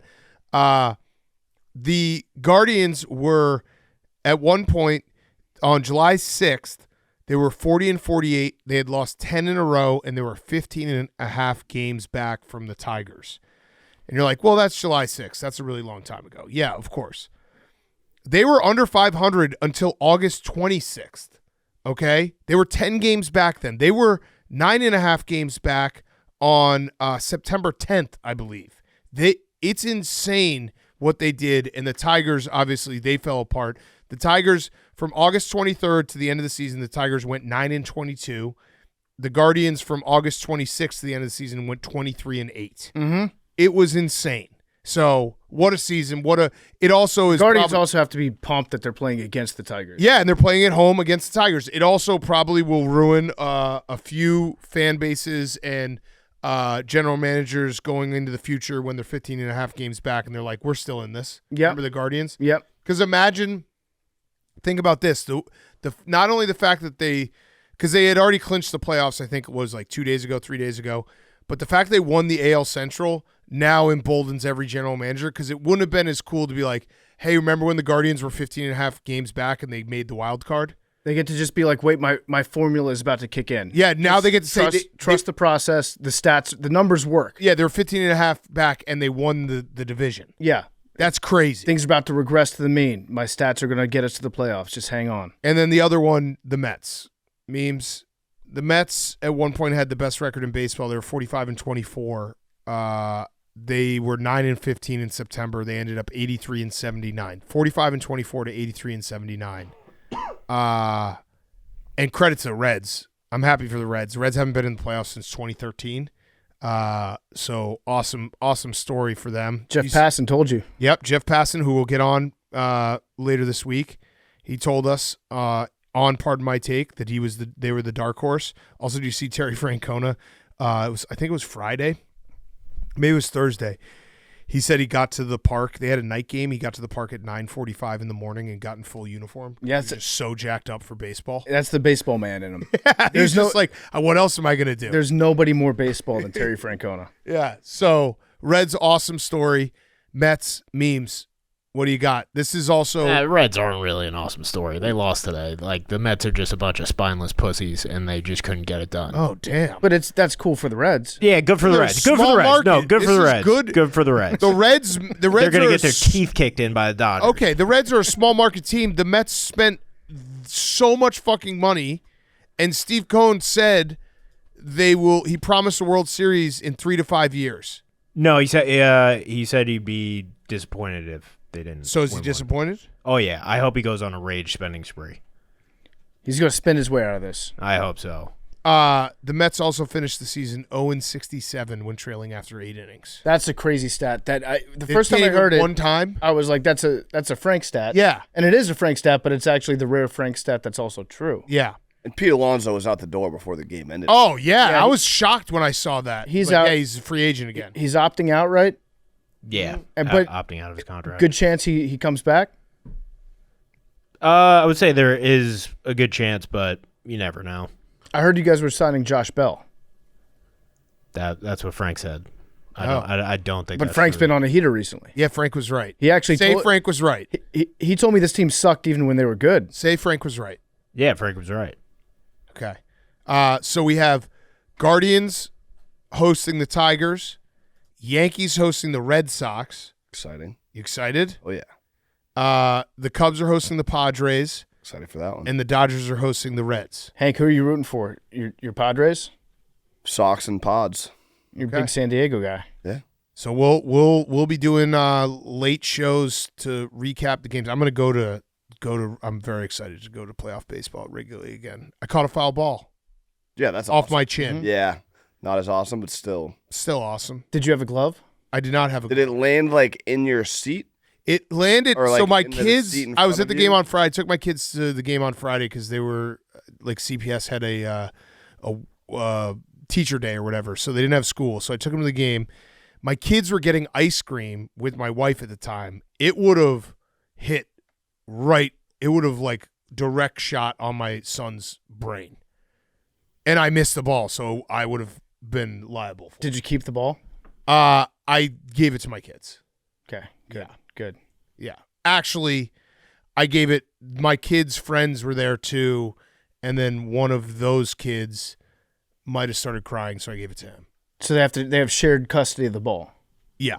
Nights and weekends. Yeah. Well, my kids have gotten a couple balls too, like tossed to them. So. Mm-hmm. But yeah, it was cool. I have the video. I did a really good job of holding it up like I caught it really quickly because I didn't catch it. So like I wanted to, you know what I mean? People to think, yeah, like everyone's like, oh shit, he caught it. Oh, that ball didn't hit him on the chin. Yeah, it hit right on my chin. It was thrilling though. I've never had a ball even hit close to me. Did you go back and try to find the like game feed to see if it caught you? No, I'm gonna send it to Max right now. Dom sent it to me right away. Oh, it's the actual the game feed. Yeah. Yeah, I should have made a better play, but I also have never had a ball even come close to me, and also my seats are like close to the net, so I've never seen a ball hit in where my seats are. Right. So when it started happening, I was like, "Holy shit, is this coming to me?" Here it is. There you go. And then I was like, "I got it." There was a clear reach down there. Yeah. Oh yeah. No, I missed it. It hit the ground, hit my chin, and then I got it. That's what I love about Wrigley is they'll like boo you if you drop a foul ball. Oh, people were pumped for me. The guys next to me were like, "Shit, we should have gone for it." Because to me, that doesn't look like a drop. That just looks like a landed found. Right. Yeah. Right. Not a drop. It hit my hand on the way down. I'll fully admit that. I think I was so shocked that it was coming to me that I just didn't even like think about it. You're into the sun though. Yeah. Tough play. Yeah, it was tough. Yeah, you're right. Tough play. You're right. But yeah, that was cool. But I'm excited for playoff baseball. I'm very baseball's excited. It's gonna be fucking awesome. Max, how you feeling about the Phillies? About the Fightins? We'll see. We have a bye. You're the biggest Reds fan there is. I will be rooting for the Reds this week. Correct. Yes, very hard for the Reds. I will be rooting for the Reds this week. Dodgers are. I mean, we kind of own the Dodgers, but the Dodgers, their roster is just so stacked, and Shohei's pitching like the best pitcher in baseball right now, which is so scary. It's not fair. Are you afraid of the Brewers at all? That's so far down the line. You playoff baseball. It'd be one series. Yeah, but there's another series. The Phillies aren't playing yet, so I'm worried about the Reds-Dodgers series. Then I'm worried about the series that we play of the winner of that, and then potentially I'm worried about the Brewers. Like the Brewers still have to get there. Like the Phillies have to get there, Brewers have to get there. I could be worried about the Pods or the Cubs by that point. Okay, you're more right now. Priority number one is Dodgers-Reds. Dodgers-Reds. Rooting for the Reds. Rooting for the Reds, and then I mean the Cubs had a winning record against Brewers this year. Cade Horton is hurt, which is very bad. But yeah, when we played the Brewers, tough. Yeah, the Brewers swept us. I think back in like May, and then we won 2 out of 3 this past month. So like. We can beat the Brewers. Also, shout out to the Mariners getting a bye. Oh yeah, good for them. I'm happy for Seattle. Very weird that they were finishing the season against the Dodgers. Yes, a very cursed sports town, but you can't help but root for the Mariners. Yeah, Cal Raleigh is he's our guy. We're gonna try to get him on again before the playoffs start. So big dumper. Zach, you finish us off with a who's back of the week. My who's back of the week is Zion Williamson. Zion Williamson has completed the Luka diet and looks like he lost an entire Zion. Yeah, he does. Mm-hmm. He looks fantastic. So here's the Best problem, shape though, of his life. with Zion doing this. What if he's not good? I think he's good. Right, but what if he's not? Because He then he is. doesn't have he just needs to lose a little weight. I mean, they always say you can't pull fat, right? Yeah. But he figured out. He looks awesome, but I'm just saying, what do you see what I'm saying? Like when he gets in the best shape of his life, he's got to be good and not get injured. He looks like a different guy. He played well before he was getting hurt and stuff, but I think he's gonna be good. But also a big part of his game is throwing his body weight around. Yeah, fat ass. Wow, yeah, he does look like a completely different guy. Like if things don't go well for Zion in the first couple months, he might just say, I got to get fat. I got to get fat again. Yeah, right. That's what I'm saying. That's a super easy city to do it in. Good for Zion. I said that about Jordan Davis like week 1. That people were running the ball in the Eagles, and I was like, he's got to get fat again. Yeah, and right. then he is playing the best football of his career, but week 1 I was like, he needs to be fat. You think Zion was on Ozempic? No, because you can't. I think Right? I think maybe. But then would he lose muscle? Athletes got different drugs. Yeah, you're Yeah. right. Yeah, Yeah. You're right. Any other stories from Happy Valley? You guys the boys had a good weekend? Talked to Russillo on the phone today. Wasn't expecting that in the Uber. He just called me. Talk NFL. Well, he thought he was. Yeah, he thought he was doing the thing that he does to you. He's like, I was like, I'm not with Big Cat though. He's like, Oh. The Patriots scored. It was like right after they, I was watching them run the punt return back, and he called me. I was like, hello. He's like, hey, what are you doing? Yeah, because I don't know if I said this on. I think I said it to Chris Long. Did I say it here? You said it in the gambling cave. Yeah, week 1 at 11:59 Central Time. Russillo called me and I picked up, and I felt like such a fucking idiot because he just goes, "What are you doing right now?" I was like, "God fucking damn it, he got me." So he tried to do that to you. Yeah. And you were like, I missed a flight. Yeah, I was like, I'm in an Uber to Pittsburgh. I guess we'll talk college football on Wednesday, but James Franklin can't win the big one. Nope. Yeah, we're going to get a new clock. Drew Aller just loves ending games with interceptions. We got to get a clock. James, are you all the way out on Drew? Yeah. Yeah. Shout out the guy. Let me find who sent it to me. It's a great idea. This is actually why Max started calling me a fucker, which is a hilarious insult. Shout out John Collins, Collins4820. He said, we need a clock, big game for Penn State where we think they'll win it this time. So we need a clock that just basically is a countdown to their game against Ohio State. And then whatever big games after that, and after that, and after that. They can't win the big one. It's the same game every year. Same exact game. It's gotten to the point where it's no longer a good thing to have where your team is dominant outside of the big ones. Yeah. They should have gone for 2. You've been right there for they 2. should have gone for 2.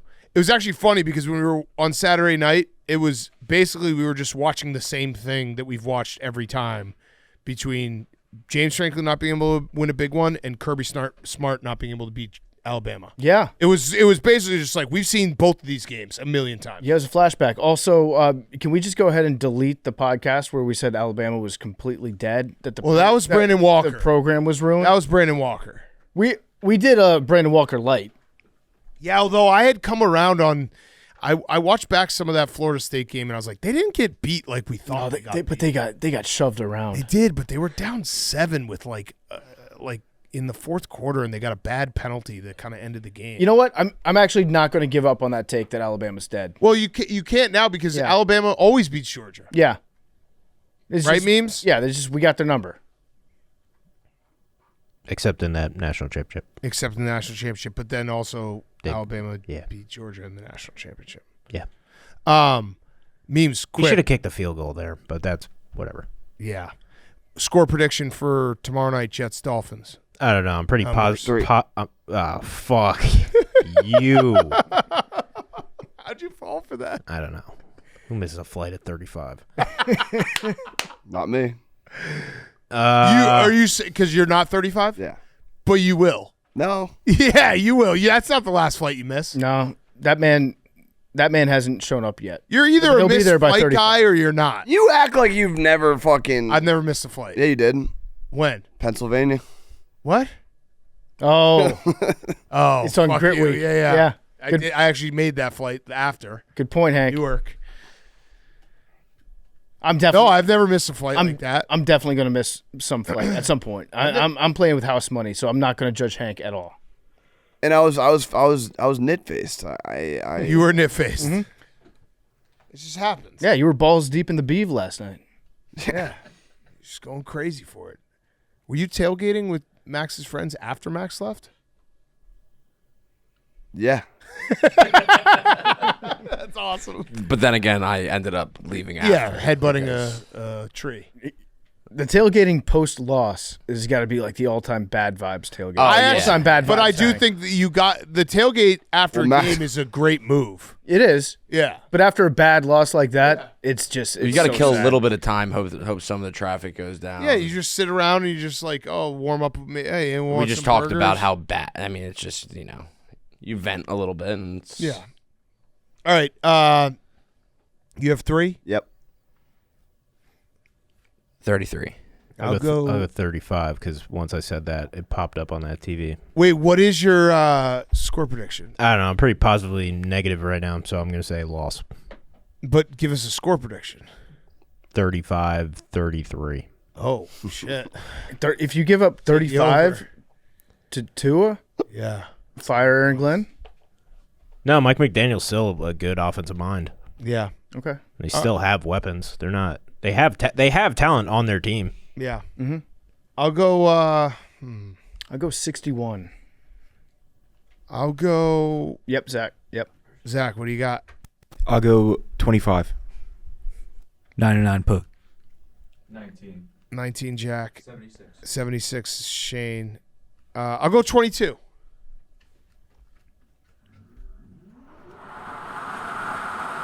What was yours, Max?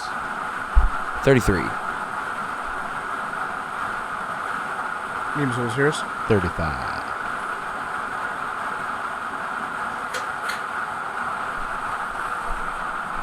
13. 13. Love you guys.